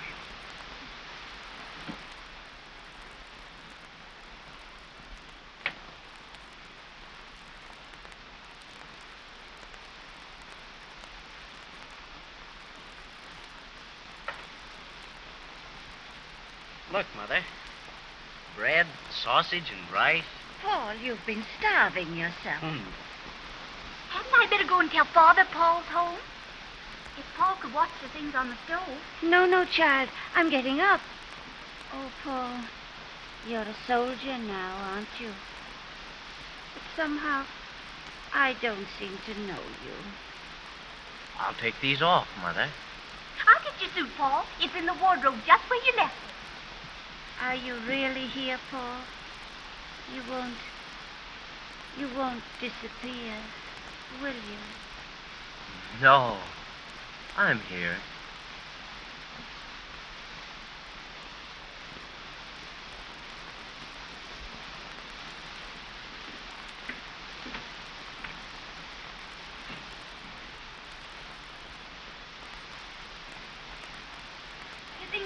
for you, Paul. I remember when you caught that one. Yes, and you took it away from me, didn't you? I did.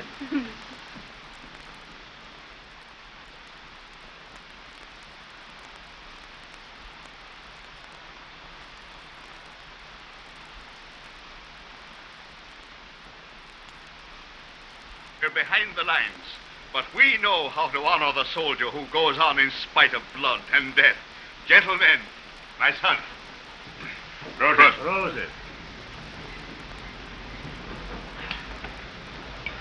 I'm glad to know you, young man. I'm glad to know you. And how are things out there? Terrible, eh? Terrible. But we must carry on. After all, you do at least get decent food out there. Naturally, it's worse here. Naturally. But the best for our soldiers all the time. That's our motto. The best for our soldiers. Best for our soldiers. What? You must give the Frenchies a good licking. And if you boys want to come home, let me show you what you must do before you can come home. Give us a hand there, men. Now then, there's the line. It runs so, in a V. Here is San Quentin. You can see for yourself. You're almost through now. All right?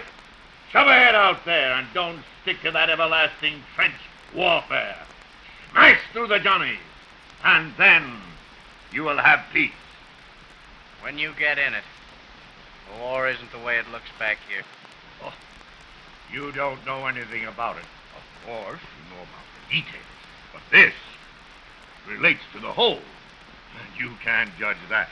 Of course, you do your duty and you risk your life. But for that, you receive the highest honor. I said that every man of the water had the Iron Cross. First, the enemy lines must be broken through in Flanders. On to Paris. Push on to Paris. Right. No, not in Flanders. Now, I tell you just where the break should come. Here. The enemy has too many reserves there. I insist upon Flanders. I know, but my dear man, why should they do that when they're halfway through San Quentin already? Why go the other way? Because Flanders is a flat country. There are no mountains, no obstructions. But there's too many rivers there.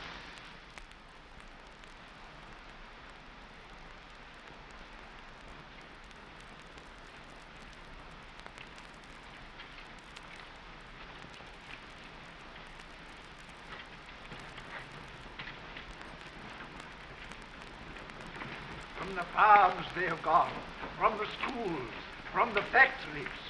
They have gone bravely, nobly, ever forward, realizing that there is no other duty now but to save the fatherland. Paul! How are you, Paul? Glad to see you, Professor. You come at the right moment, Bowmer. Just at the right moment.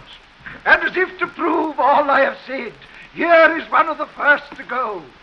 A lad who sat before me on these very benches, who gave up all to serve in the first year of the war. One of the iron youth who have made Germany invincible in the field. Look at him, sturdy and bronzed and clear-eyed, the kind of soldier every one of you should envy. Oh, lad, you must speak to them. You must tell them what it means to serve your fatherland. No, I can't tell them anything. You must, Paul. Just a word. Just tell them how much they're needed out there. Tell them why you went, what it meant to you. I can't say anything. If you remember some deed of heroism, some touch of nobility, tell about it.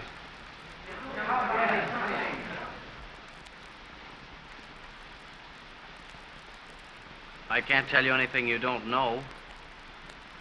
We live in the trenches out there. We fight. We try not to be killed. Sometimes we are. That's all. No, Paul. I've been there. I know what it's like. But that's not what one dwells on, Paul. I heard you in here reciting that same old stuff. Making more iron men, more young heroes. You still think it's beautiful and sweet to die for your country, don't you? Well, we used to think you knew. But first bombardment taught us better. It's dirty and painful to die for your country. When it comes to dying for your country, it's better not to die at all. There are millions out there dying for their countries. And what good is it? Paul! You asked me to tell them how much they're needed out there. He tells you, go out and die. Oh, but if you'll pardon me, it's easier to say go out and die than it is to do it. Coward! And it's easier to say it than to watch it happen. You're a coward! No, boy! I'm sorry, Baumer, but I must say... No use talking like this. You won't know what I mean. Only, it's been a long while since we enlisted out of this classroom. So long, I thought maybe the whole world had learned by this time. Only now they're sending babies, and they won't last a week. I shouldn't have come on leave. Up at the front, you're alive or you're dead, and that's all. And you can't fool anybody about that very long. And up there, we know we're lost and done for, whether we're dead or alive. 3 years we've had of it, 4 years. And every day a year, and every night a century. And our bodies are earth, and our thoughts are clay, and we sleep and eat with death. And we're done for because you can't live that way and keep anything inside you. I shouldn't have come on leave. I'll go back tomorrow. I've got 4 days more, but I can't stand it here. I'll go back tomorrow. I'm sorry.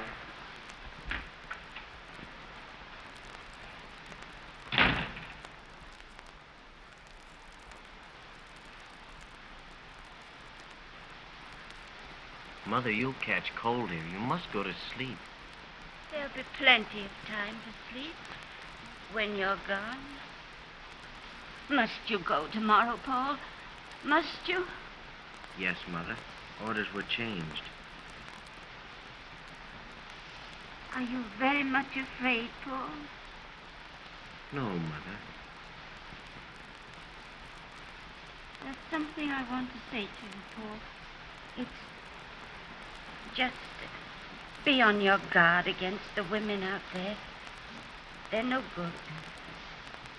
Where we are, there aren't any women, Mother. Be very careful at the front, Paul. Yes, Mother, I will. I'll pray for you every day.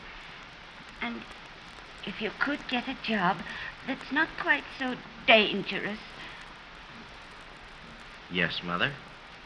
I'll try and get in the cookhouse. That can easily be done. You do it then. And if the others say anything... That won't worry me, Mother. Now, you must go to bed. And you must get well quickly before I come back. I put 2 sets of underwear, new ones, in your pack. They'll keep you nice and warm. They're all warm. That's sweet of you. Good night, my son.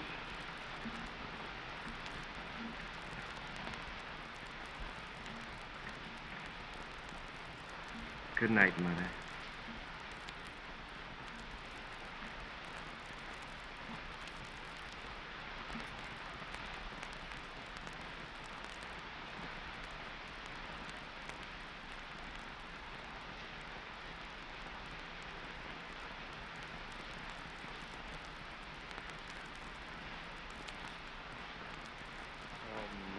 Mother. You still think I'm a child. Why can't I put my head in your lap and cry?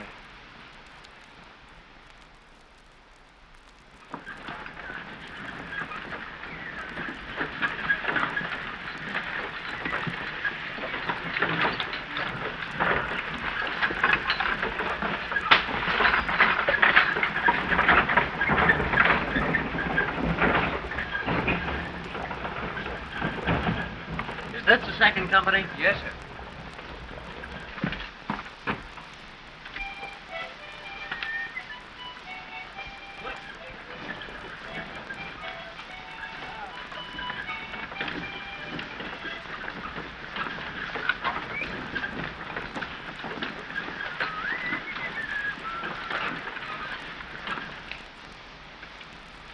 this all of it?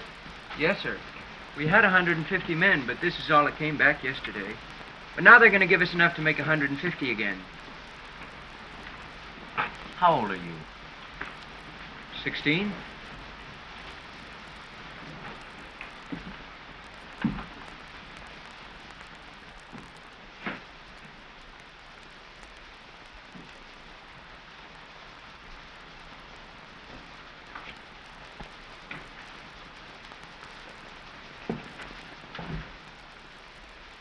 No use. I couldn't find anything. We'll have to eat the sawdust. Not me! I'll go hungry first. It makes me sick.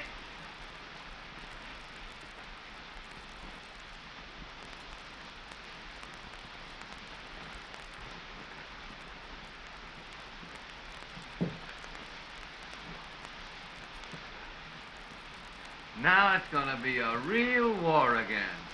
Paul, how's old Paul? Here I am. You know, the second company's getting hard to find. Nobody seemed to know where you were. I'm glad you found it.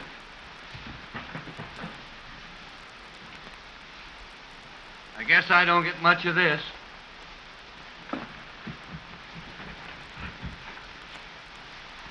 There used to be some food in the sawdust.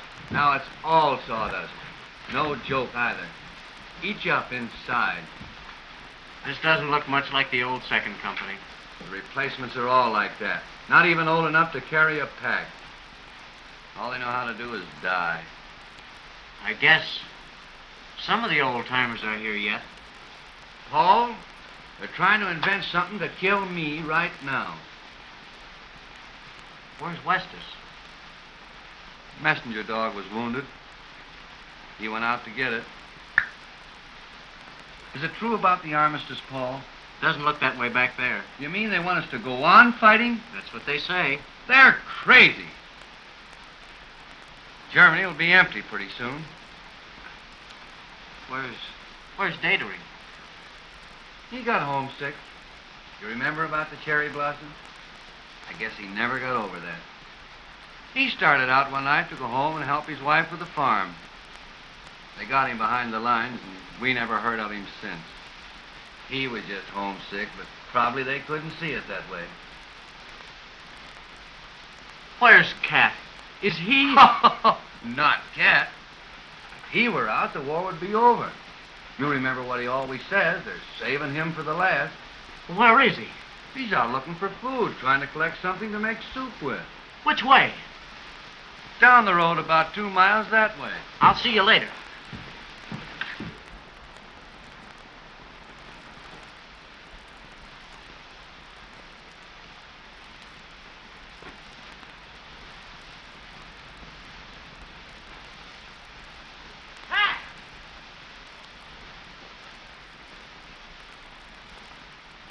Paul!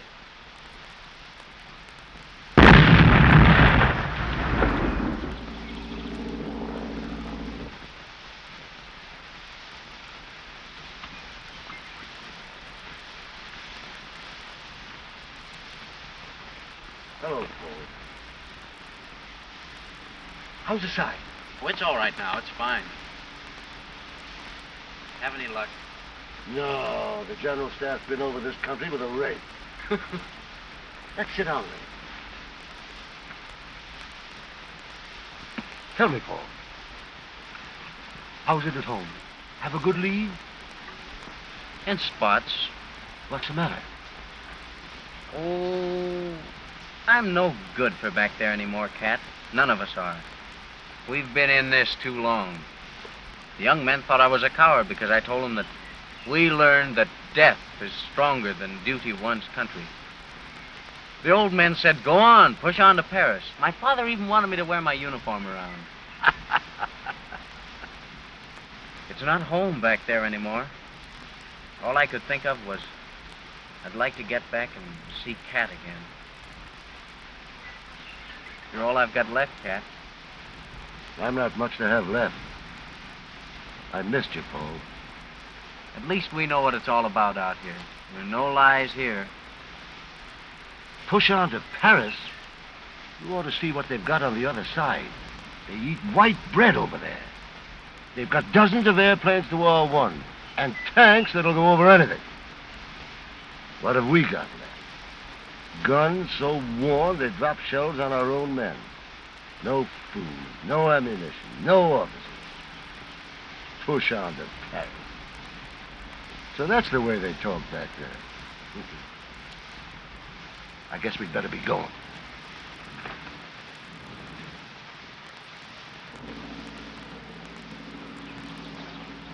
How I lied to my poor mother. I told her that it wasn't so bad out here because there was always a lot of us together. Now that I'm with you, I'm beginning to believe that I told her the truth. Down!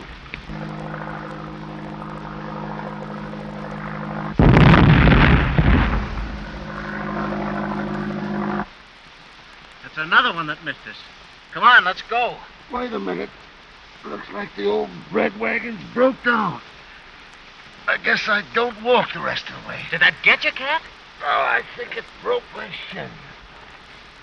Well, that's not so bad. We'll get her.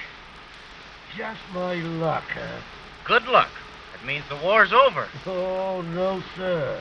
This war don't end till they really get me. Well, this'll...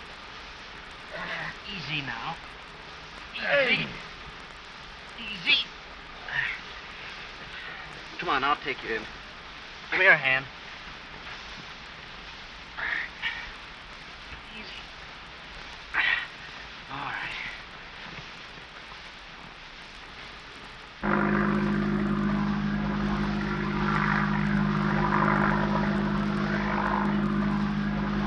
Well, kid, now we're going to be separated. Maybe we can do something together later on, when the war's over. Yes, kid. You give me your address, I'll give you mine.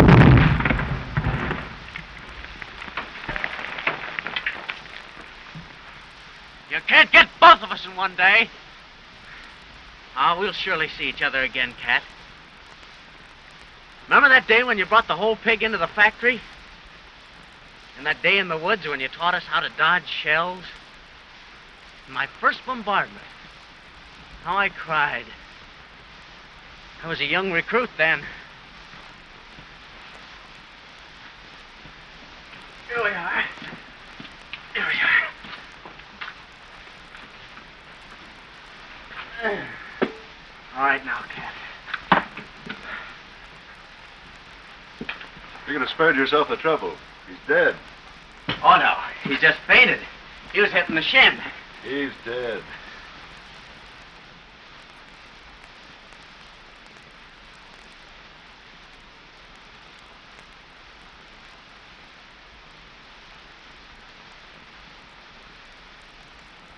Would you like to take his paybook? You're not related, are you? No, we're not related.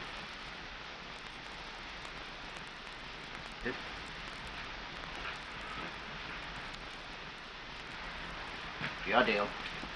Get his name and number? Yeah, Corporal Stanislav Kaczynski, 306.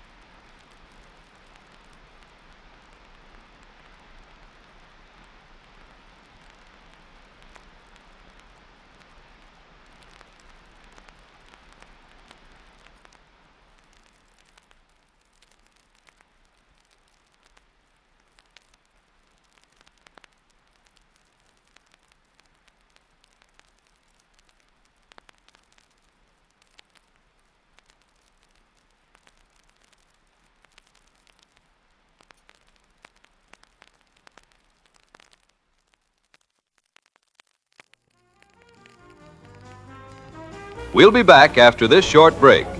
WQRT, TV Channel 7.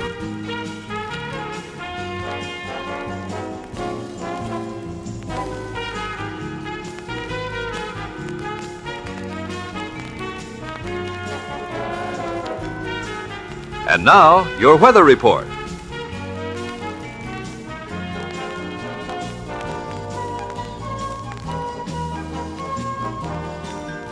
Drive safe. Remember, distractions cause accidents. Be safe on our highways and roadways.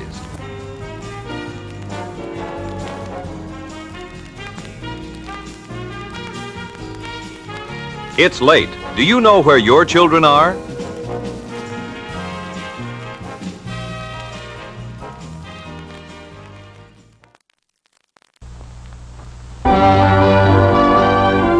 Watch how easy it is to drive in a hydromatic Oldsmobile. This special camera mounted on the back of the car will give you a bird's eye view. Keep your eye on the driver's right hand. See, even as she slows down smoothly and stops for a traffic sign, she has both hands on the wheel. Even as she starts up again and pulls away from traffic, there's no gear shifting, no clutch pushing. All she does is steer the car and operate the accelerator. There's not even a clutch pedal there. The camera shows that hydromatic drive works almost like magic. Keeps you always in the right gear automatically. It's smart to own an Olds, a futuramic Oldsmobile with GM hydromatic drive.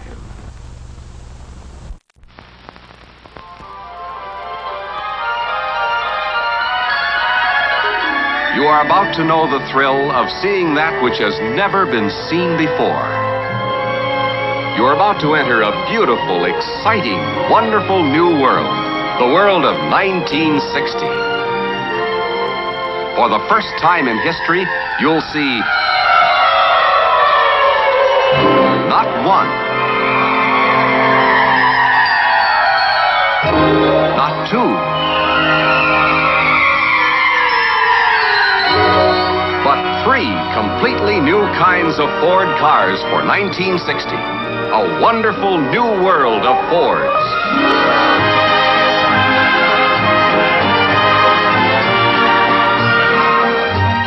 First, representing the 1960 Fords, the finest Fords of a lifetime, the magnificent new Galaxy. Live a wondrous new life in the Fords of a lifetime, the finest new Fords of a lifetime, in a beautiful, wonderful new world of Fords. Beautiful from any point of view, worth more from every point of value. The 1960 Fords open up a whole wonderful new world of styling, elegance, and built for people comfort. And now, the world's most wanted car. Thunderbird, the finest of fine cars, the last word in Wish It Were Mine cars, the dream car of the wonderful new world of Fords. The 1960 Thunderbird. Finally, the car everyone's been waiting to see. The new size Ford, the Falcon. The Falcon, the new size Ford Falcon, you'll find that the new size Ford Falcon's the easiest car in the wide world to own. Here's full comfort for 6 adults in a car that'll give you up to 30 miles a gallon. A new size car with a new size price. It's the easiest car in the world to own, the Ford Falcon. You can see these cars at your Ford dealer showroom now. The Falcon, the Thunderbird, and the 1960 Fords. There's a big, wide, wonderful world of new Fords, newly proportioned for you Fords. Oh, beautiful, wonderful, beautiful, wonderful, beautiful, wonderful new world of Ford.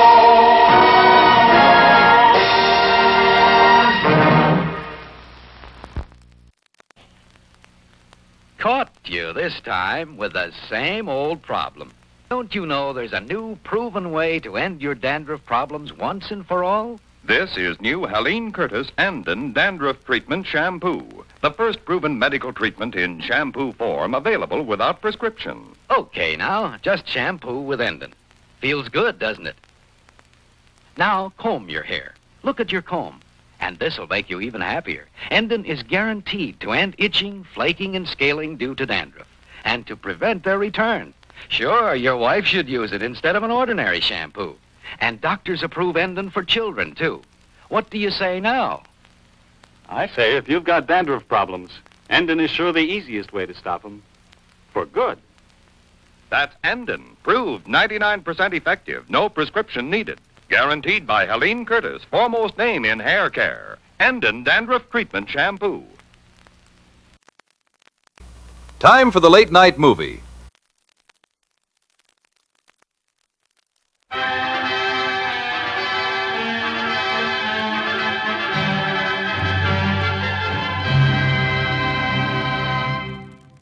Hey, Joe, drag your foot, boy. Look what we got here. Hey, you want to drag, huh? Sure. Come on, man, get ready.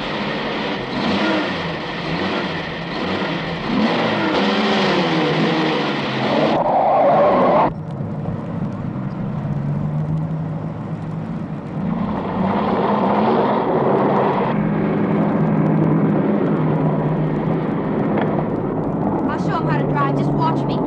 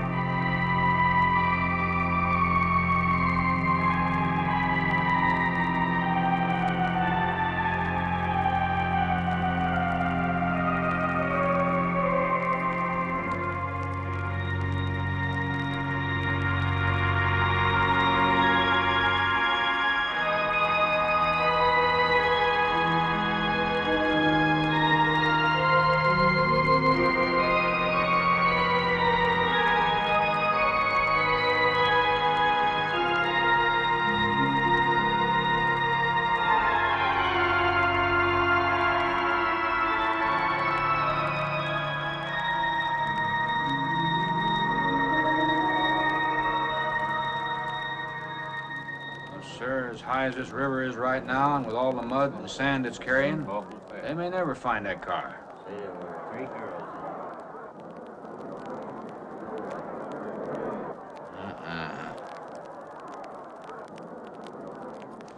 Right there. All right, now let's hear your story about how it happened. It wasn't our fault, sir. Yeah? We were the first ones on the bridge, and coming along, following the tracks, and they wanted to get around us, I guess, and they lost control when they dropped off. You sure you didn't crowd them off?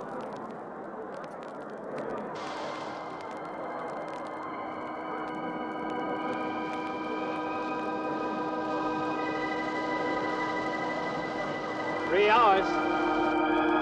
Yeah, not sure I want to find that car now. There's sand, and with that current, we may never find it. Yeah, all I guess we can do is keep trying.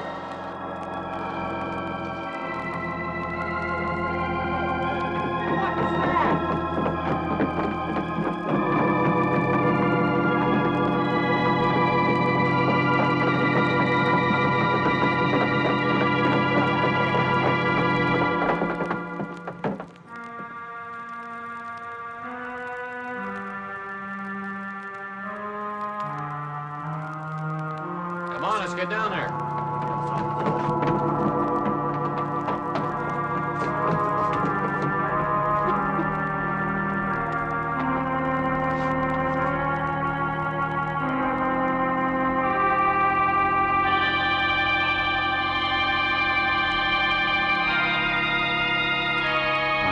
It's Mary Henry.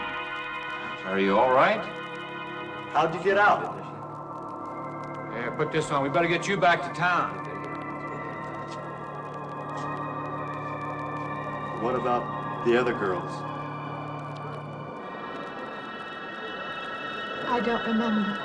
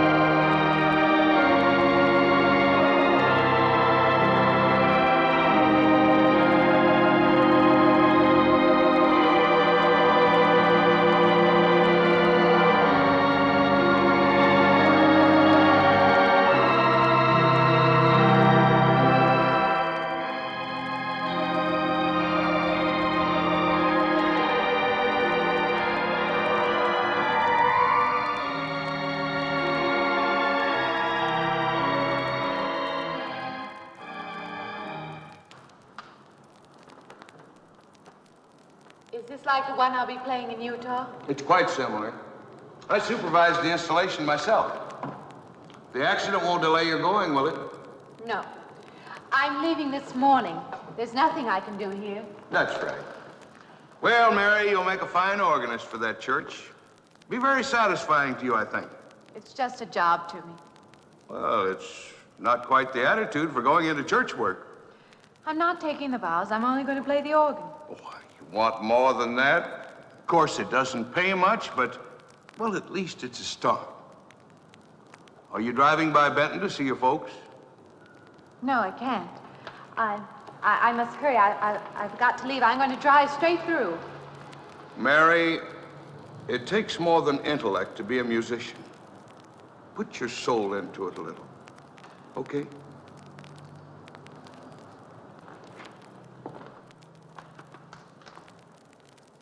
Good luck, Mary. Stop by and see us the next time you're in. Thank you, but I'm never coming back.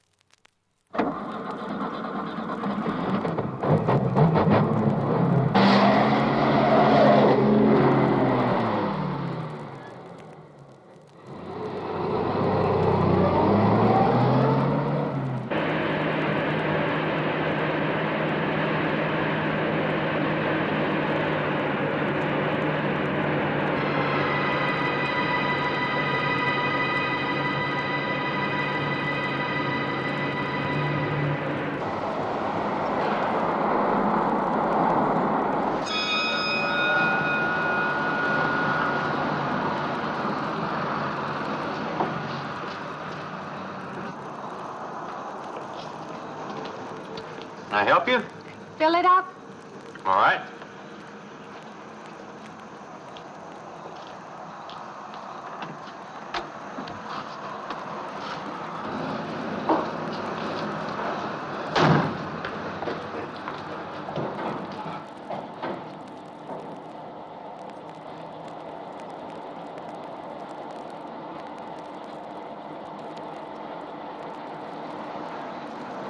Have anything else, lady? Could you tell me what that big structure is back a few miles by the lake? Oh, you mean the old bathhouse?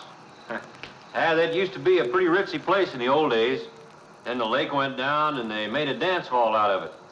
Then they put those buildings up out there and made some sort of a carnival there for a while. That's years ago, though. Just stands out there now. I see. I have an address here of a rooming house. Could you direct me? Oh, sure. Well, that's just right over here a little ways.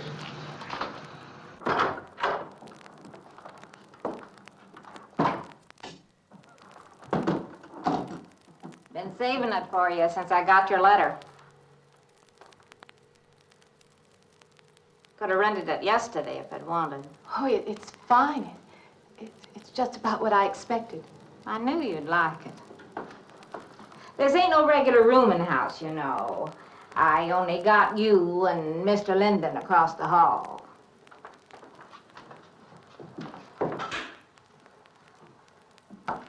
Each room's got its own private bathroom, too. You can take all the baths you want. I'm not one to fuss about things like that. Thank you. I think I'll be quite comfortable. Well, hope you'll stay a while. I'm downstairs in the back part of the house, so if there's anything else you need, guess it'll have to wait till morning.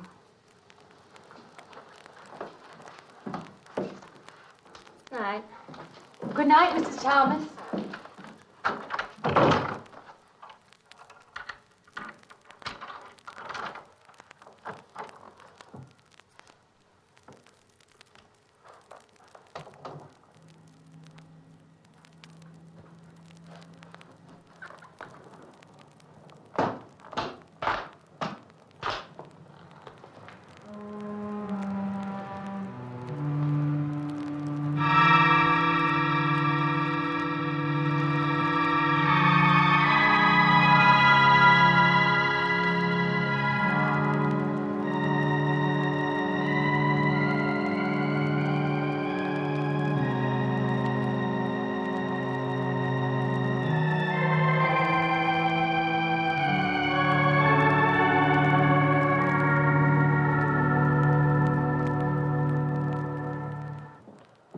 And this, Miss Henry, is our pride and joy. You know, this was made in the same town where I've been studying. Of course, that's where we heard about you. Oh, by the way, you have found a place to stay. Yes, I have a room. Good. Well, we hope you're going to like it here. We're not the largest church in this area, of course, but we have a nice congregation. We'll have to have some sort of reception. They want to meet you. Couldn't we just skip that? Skip that? I don't suppose it's an absolute necessity. I don't know what some of the ladies will say. If they say I'm a fine organist, that should be enough, shouldn't it? Well, yes, of course. We'll let it go at that for the time being. But, my dear, you cannot live in isolation from the human race, you know. Mind if I try this now? I want you to.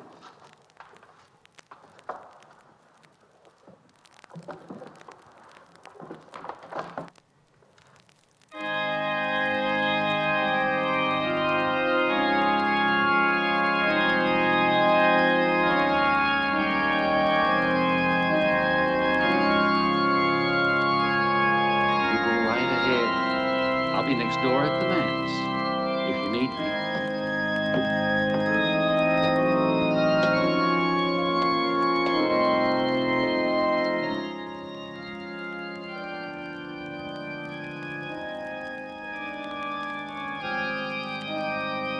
We have an organist capable of stirring the soul.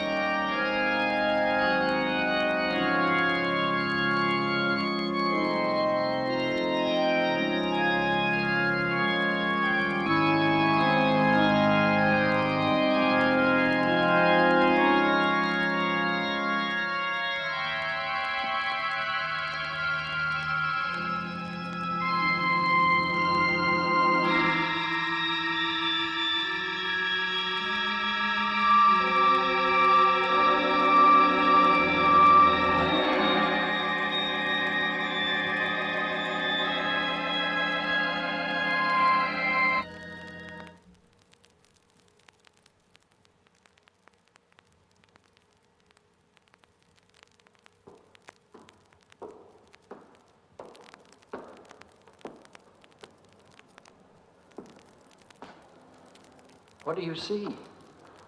Oh, nothing.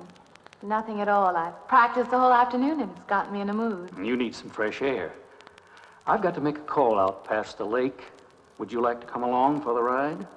You know that old pavilion out there? Mm-hmm. Will we pass it? Go right by it. Stop and look at it if you like. I would, with you along. Good.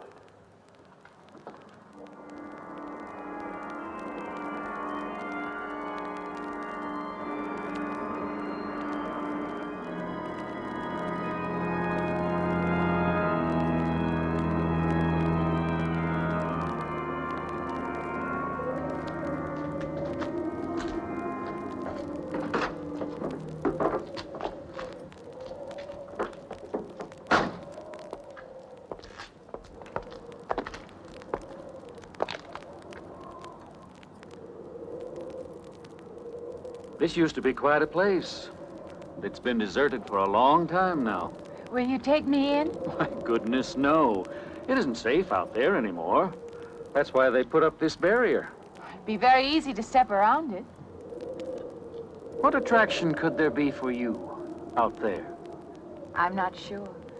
I'm a reasonable person. I don't know. Maybe I want to satisfy myself that the place is nothing more than it appears to be. Would you take me out there? No. The law has placed it off limits. Wouldn't be very seemly for a minister to break the law, would it? No. Maybe I can come back some other time. Shall we go along now?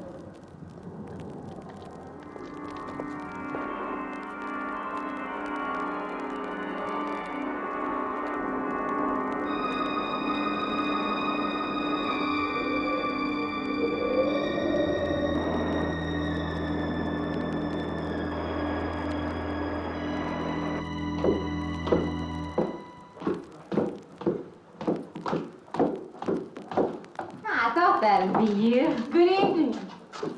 That organ playing must take a long time. You've been gone most the whole day. I went for a long drive in the country with my new boss, an elderly minister. Oh, that must have been a kick in the head. I learned that from my other boarder, Mr. Linden. Did you get your supper? Oh, I forgot. Well, this ain't no boarding house, but I got some coffee and sandwich makings left. I could bring you some up after a while. Good. I'll be taking one of those baths you're so generous with. Well, take as many as you want. I ain't one to make a fuss about a thing like that.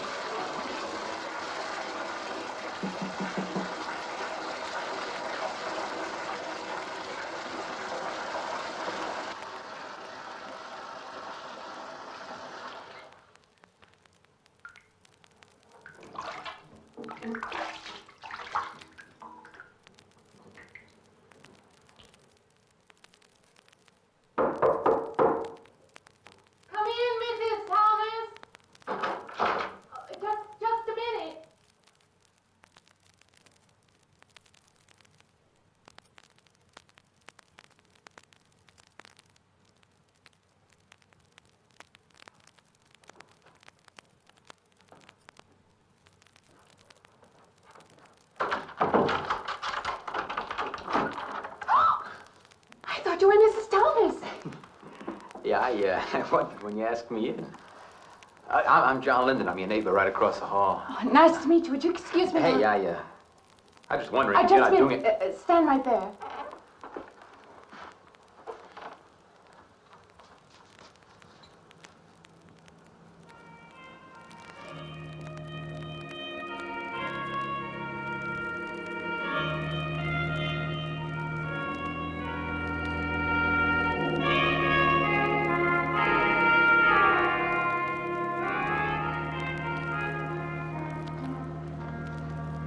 I forgot to introduce myself. I'm Mary Henry. Oh, yeah, I know.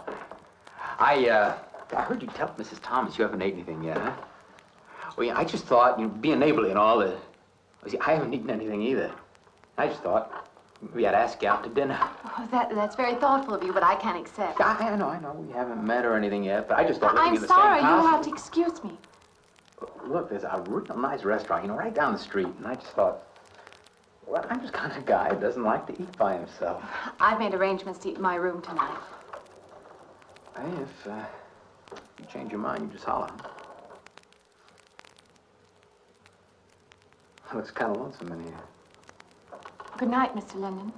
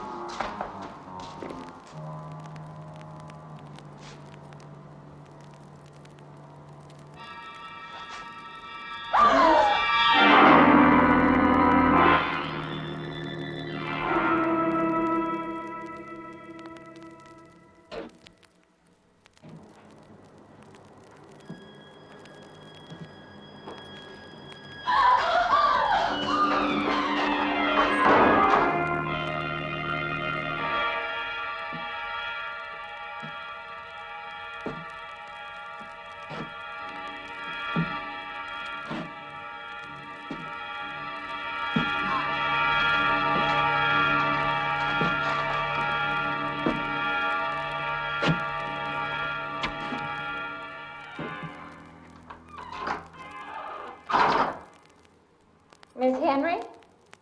It's Miss Thomas.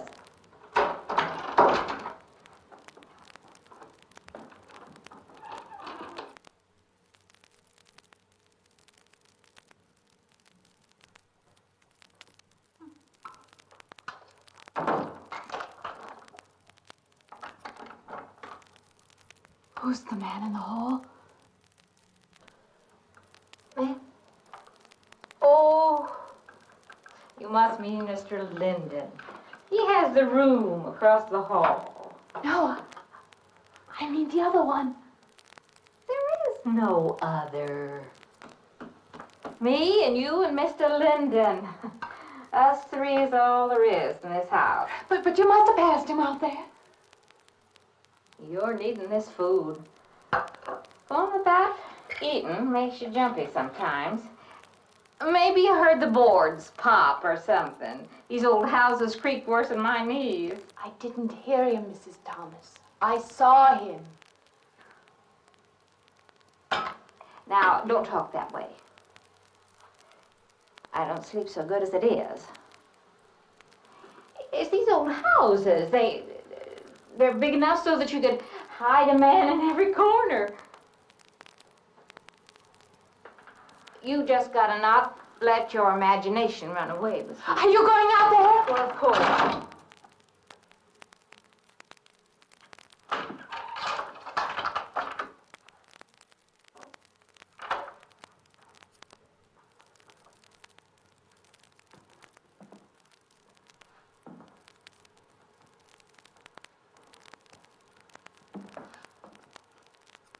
There's nobody there.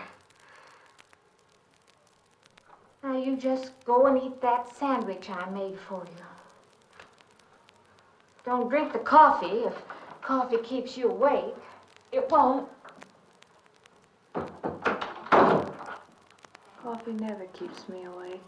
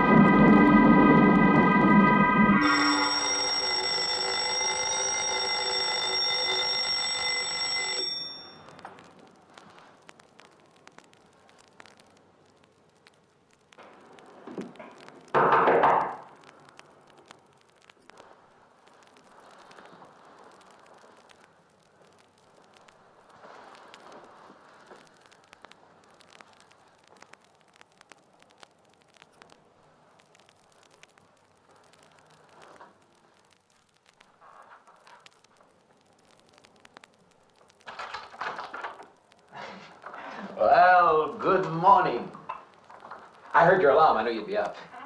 Guess what I got? I can't imagine. Just what it takes to start the day off right. I make it in my room. You know, it saves me having to go out and get dressed up. I guess I had to get dressed to come over here anyway. Oh, it looks just like what I need. Well, and 2 cups of coffee coming up. Hey, I guess you took it wrong last night about me coming to your door and all, huh? I'm not a very sociable person ordinarily. How can I resist an inducement like this? What? Come on, I don't know all those big words. I'm just an ordinary guy who works in a warehouse, that's all. I make pretty good money, though. Hey, look, I got a couple of shots left over from last night. You want a little bit in yours? No, thanks. It's not the recommended breakfast for a church organist. Oh, is that what you do? Hey, you mean they pay somebody to play the organ in church? Some churches do. Hey, I hope you don't mind about this. I just didn't know you're a church woman. To me, a church is just a place of business. Well, that's a funny way to look at it. Why? People seem shocked because I took a job in a church, and I regard it simply as a job. I'm a professional organist, and I play for pay, that's all. Thinking like that, don't that give you nightmares? Strange you should say that. As a matter of fact, not for that reason, mind you, but I had the strangest feeling last night. Yeah, I had kind of a lost night myself. It's funny. The world is so different in the daylight. But in the dark, your fantasies get so out of hand. But in the daylight, everything falls back into place again. Let's have no more nights. Or let's make them more interesting. Huh? Say, how'd you get to be a church organist? I studied it in college. I could have gone to college. Yeah, I used to play pretty good football, but they wanted me to take a lot of classes and things, you know? Well, they're that way. Well, I'm just as smart as the next guy. Yeah, but I just didn't dig what they were teaching in school, you know? And the thing I hated most was principal products. Principal products? Yeah, you know, like the principal products of Brazil are coffee, beans, and snake oil, you know, like that. Yeah. When I was at school, I couldn't care less. Now, what I cared about was girls. Didn't they offer a course in that? If they would have done that, I would have graduated. What's the matter? Can you still taste the coffee? Come on, what do you think, I'm an alcoholic? Look, I just like to start the day off in a good mood, that's all. You must be hilarious by noon. Look, I'm just the kind of a guy employers want, you know, the happy worker. Come on, now, make your morning happier? This morning, you're exactly what I needed. You're gonna need me in the evening, too. You just don't know it yet. I'll rinse off these cups. Oh, no. Just spoils the flavor for tomorrow. Well, thank you for the coffee. It was unsanitary, but delicious. Well, should have put some of the germ killer inside. Well, I hate to leave so early. I think you can get through the door. You know, you got the wrong impression of me. Well, I meant because you had so many things to carry. Oh. Like I said, I hate to leave. Well, it's been a pleasure, Mr. Linden, but I'm sure you have to get to work. Well, don't you? No, I have the whole day free for shopping.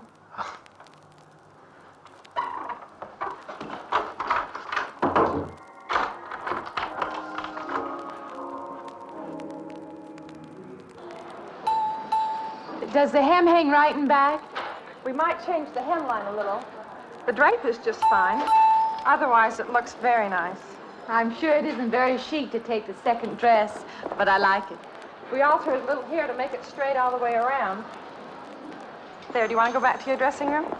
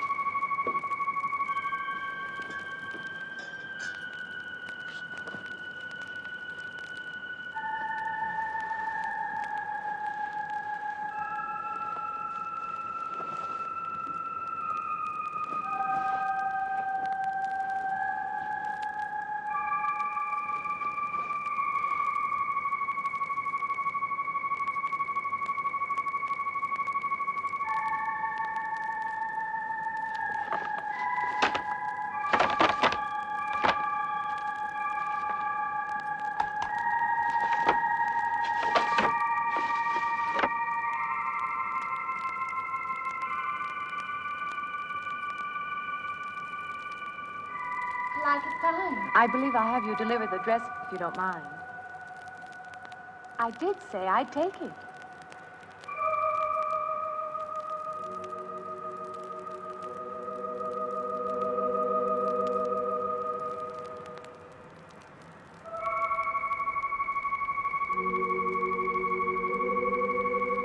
What's the matter with her? Oh, what's the matter with everyone? Why don't they answer me?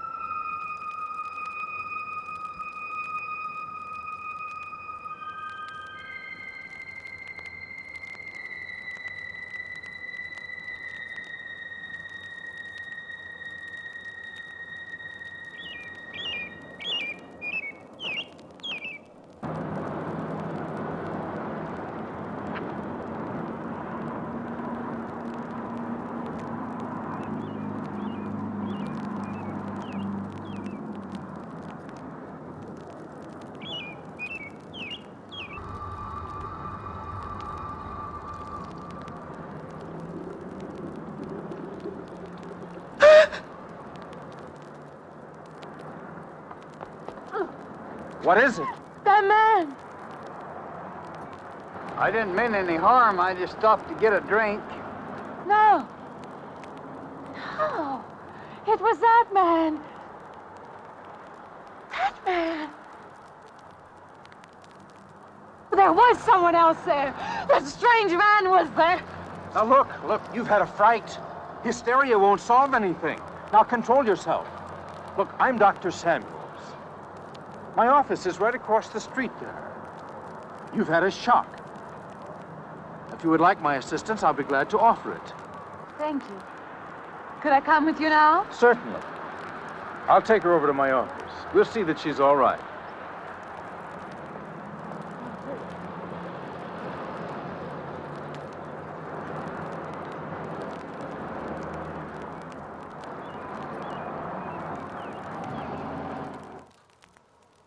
It was more than just not being able to hear anything or make contact with anyone.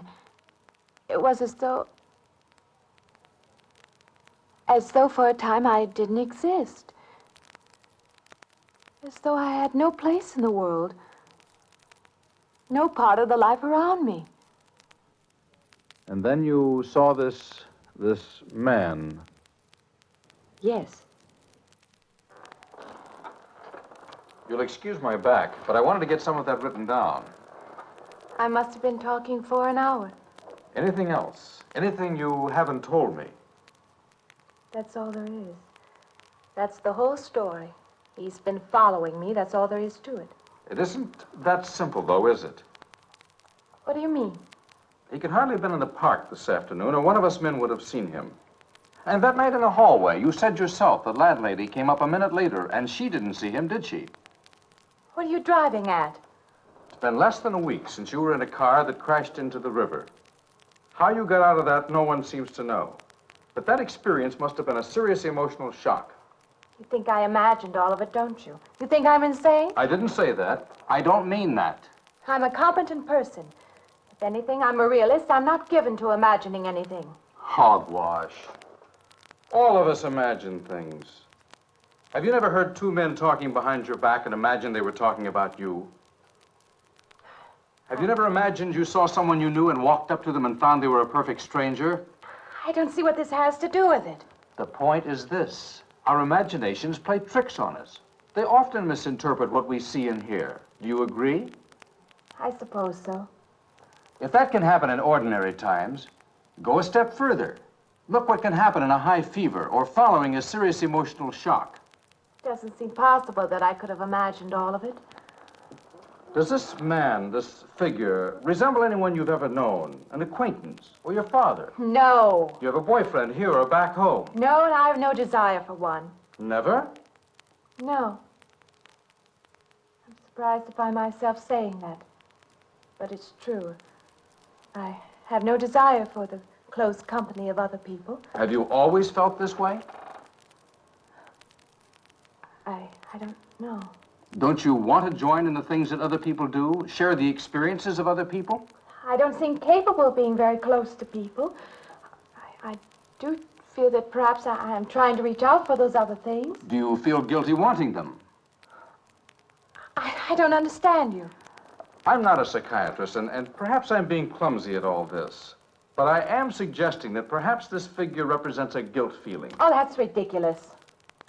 Maybe. Frankly, I don't know. Well, I know one thing. My imagination is playing tricks on me. I'm going to put a stop to it. You're a very strong-willed person, aren't you? I survived, if that's what you mean. That old pavilion out by the lake. Somehow you associate it with all this, don't you? I could go out there. I could put an end to that, too. I could go out Now, there. don't be hasty. If it is all my imagination, I could put a stop to it. Maybe, but at least someone should be with you. Now, I can't As you possibly say, get away Doctor, now. I'm a person of strong will. And the time to go out there is now. And if I have to, I can go alone.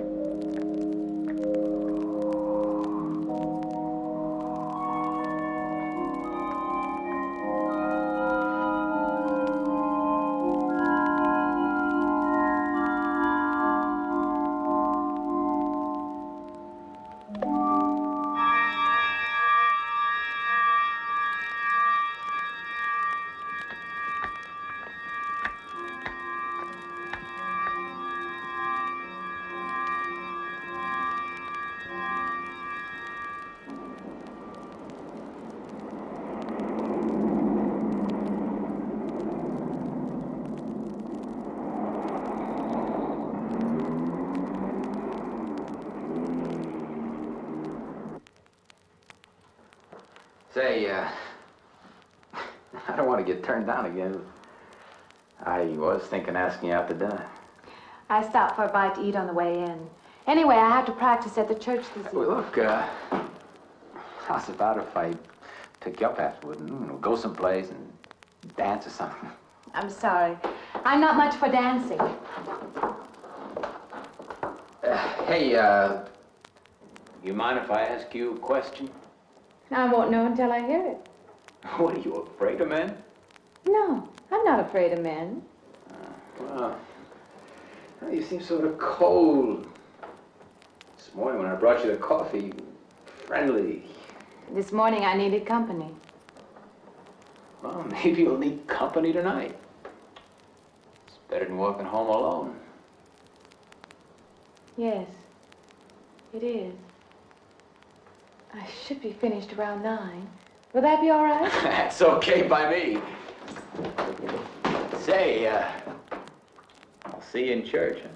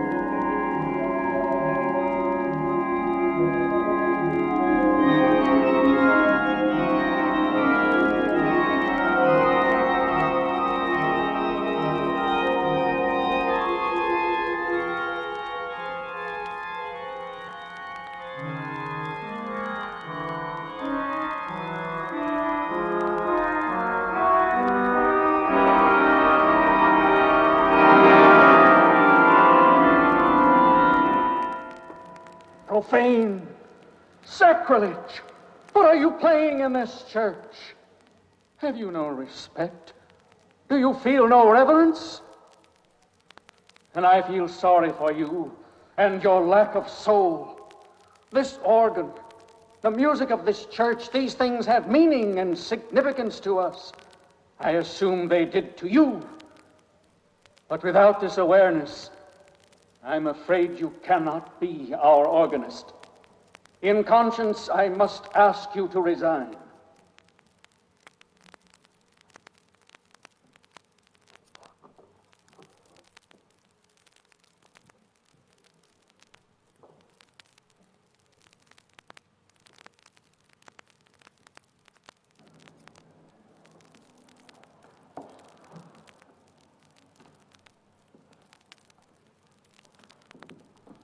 That does not mean that I am abandoning you, nor should you turn your back on the church.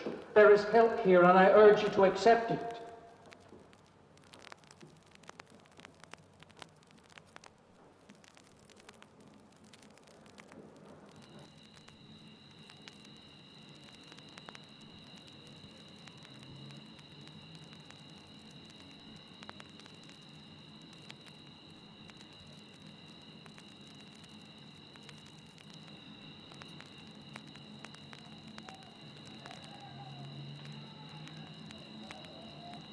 Well, hi there. I've been waiting an awful long time for you. My car's just over there. I know just the right place to go.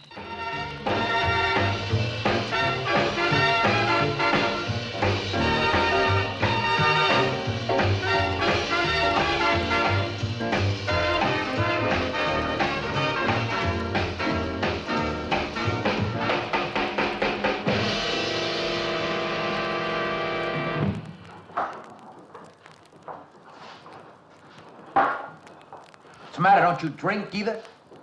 Not really. Not really. How else is there if you don't drink really? Answer me that, Now, me, I not only drink really, I really drink.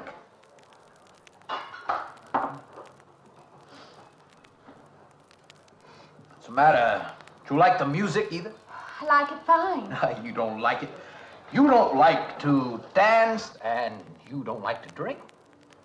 You don't like for a man to hold you close. That's it, isn't it? I didn't say that. You haven't said anything all evening. Why not go play that song again? You like it so much.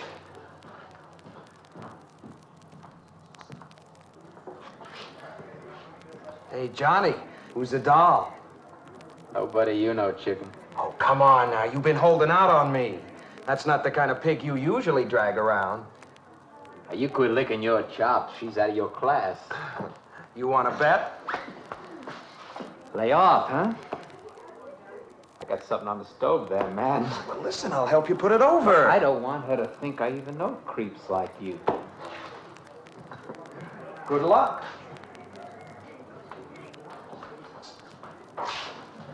Meet someone you know?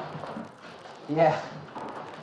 He's a college fella.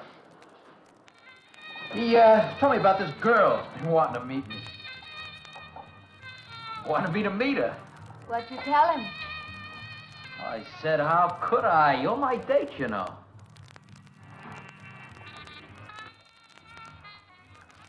Said you didn't seem to enjoy my company much.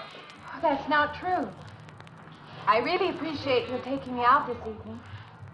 I'd had a miserable night if you hadn't. Forget it. Come on, here. Join the party. Drink up.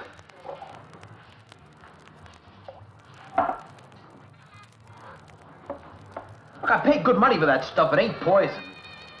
I'm sorry if I annoy you. You know, I don't get you. First you stand me off. Well, that's okay. That's class. Figure you got something, you're just holding back. Now, everything I say is okay. You're a mouse. Yesterday, I didn't care. Tonight, I want to be with you. Me or just with anybody? With you.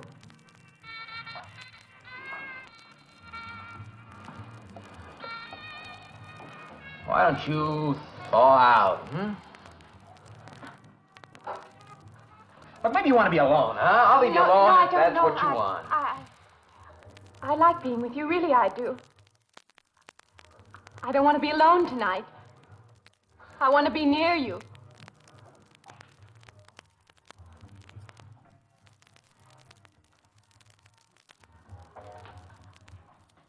You mean that? Yes.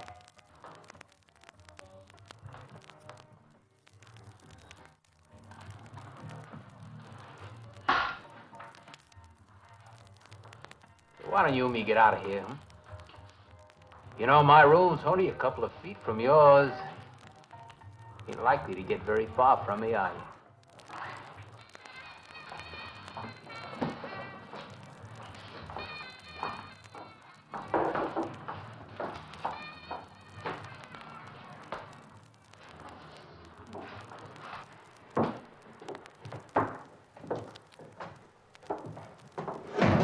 No, Shh. You wake Mrs. Thomas. That old girl's in the back of the house. She won't hear nothing.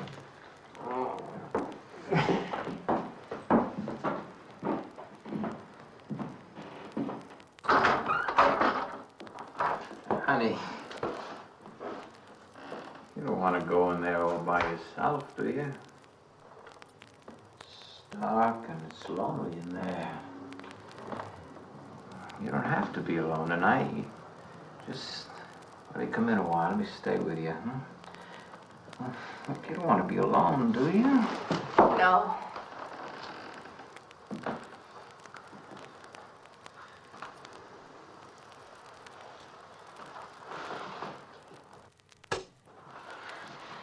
I'm sorry. Look, honey.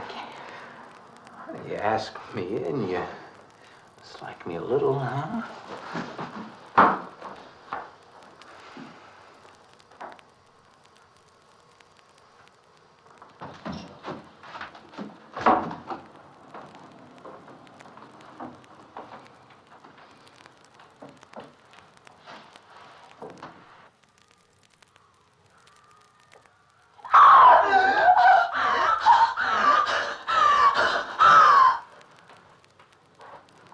Hey, what's the matter with you? What's going on around here? What's the matter with you? Ben's after me. You gotta stop him. He's after me again. I'm getting No, you have to go. Not me, sister. That's just what I need. Get mixed up with some girl who's off her rocker. I don't want to be left alone.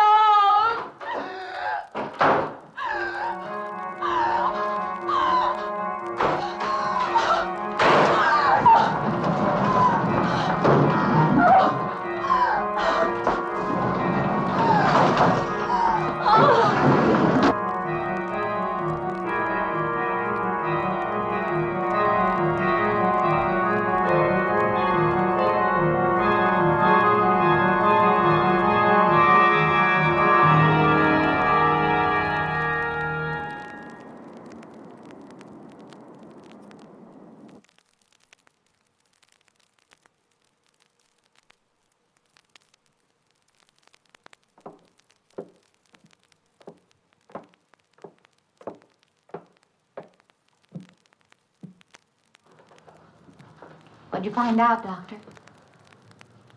Not very much, I'm afraid. I'm sure glad you just happened around. I was going to call somebody, but I was afraid I'd have to pay the bill. I came on purpose. I've been thinking about her ever since she left my office yesterday. What's she been up to? Only the devil knows that. I heard her moving things all around that room all night. Never heard such goings on. And she wouldn't let me in her room this morning. She's a strange one. She absolutely refuses my help. I can't say that I blame her. There's something about her that completely baffles me. I've urged her to call upon me if she feels she needs help, and I hope she will. I can't let her stay in this house. You won't have to worry about that. She's determined to leave the city, and she wants to get away as soon as possible. I hope she does leave. I hope she can.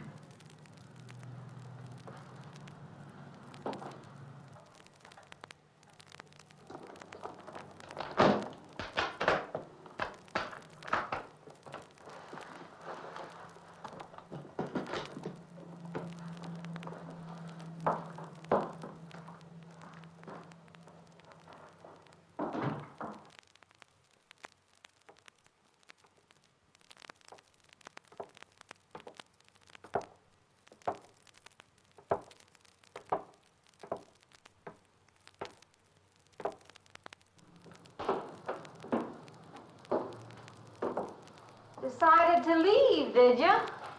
Where you going?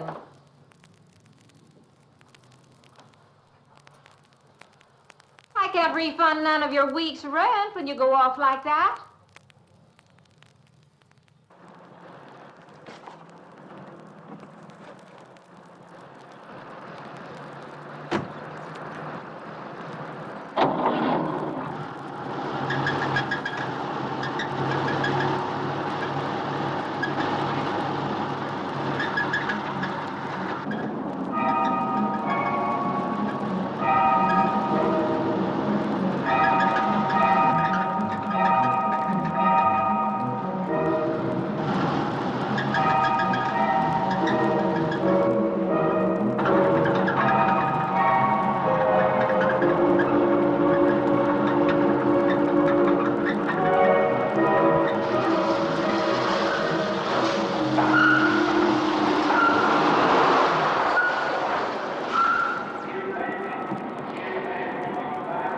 Sounds like the transmission. Can you pull it up on the rack?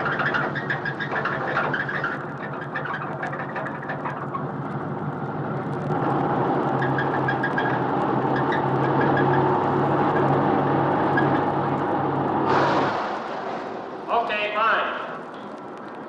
Will it take long? Well, I have to check it first. Would you like to get out? Yeah, I just sit here. Sure. Suit yourself.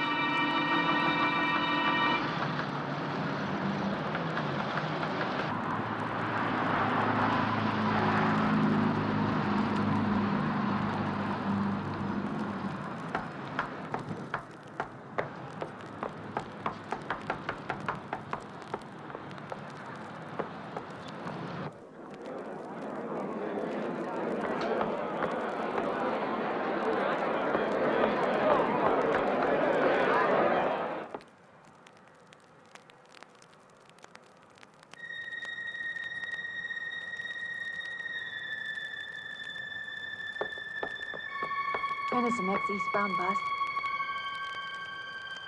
When does the next bus leave? I must get on it.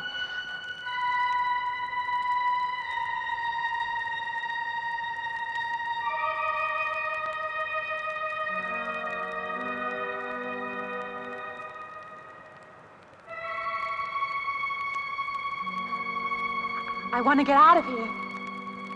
I want to get away from here.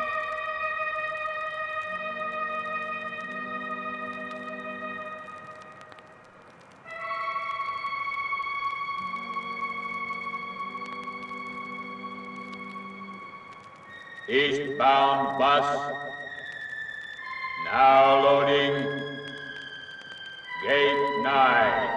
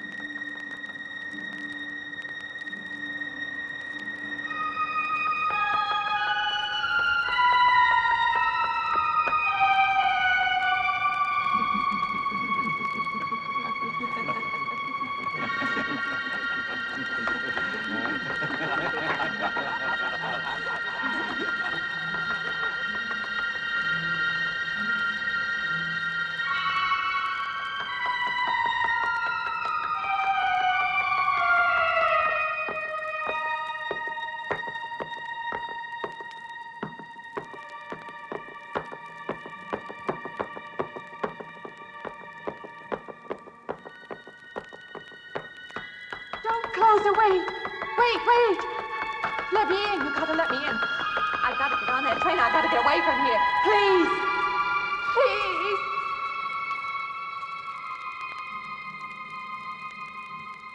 You'll hear me. You can hear me.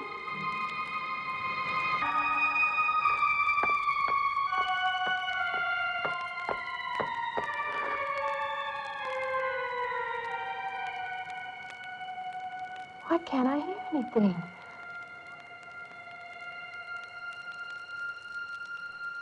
Will you help me? I need your help.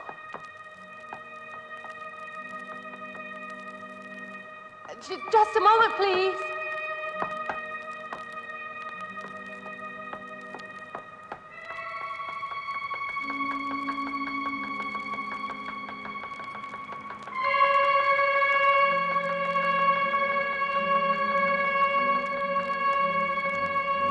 Why can't anybody hear me?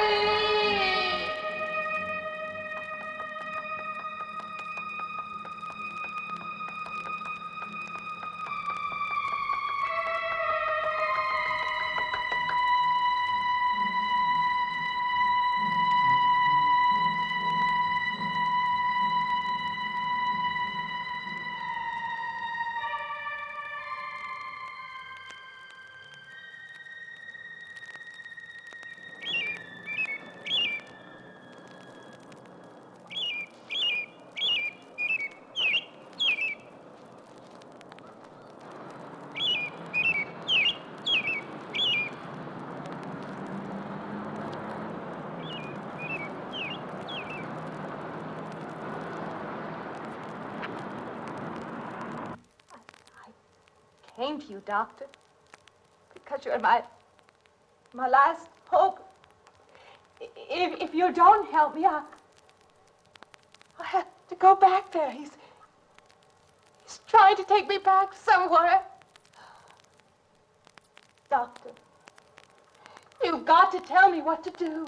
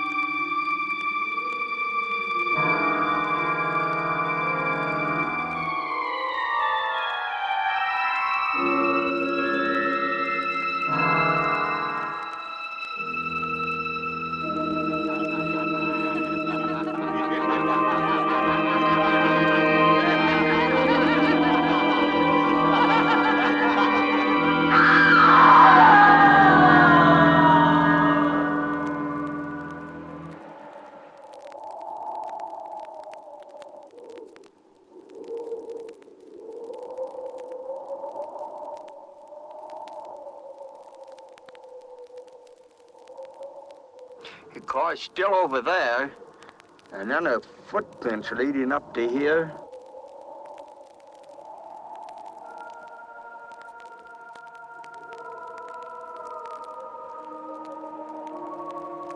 And then nothing.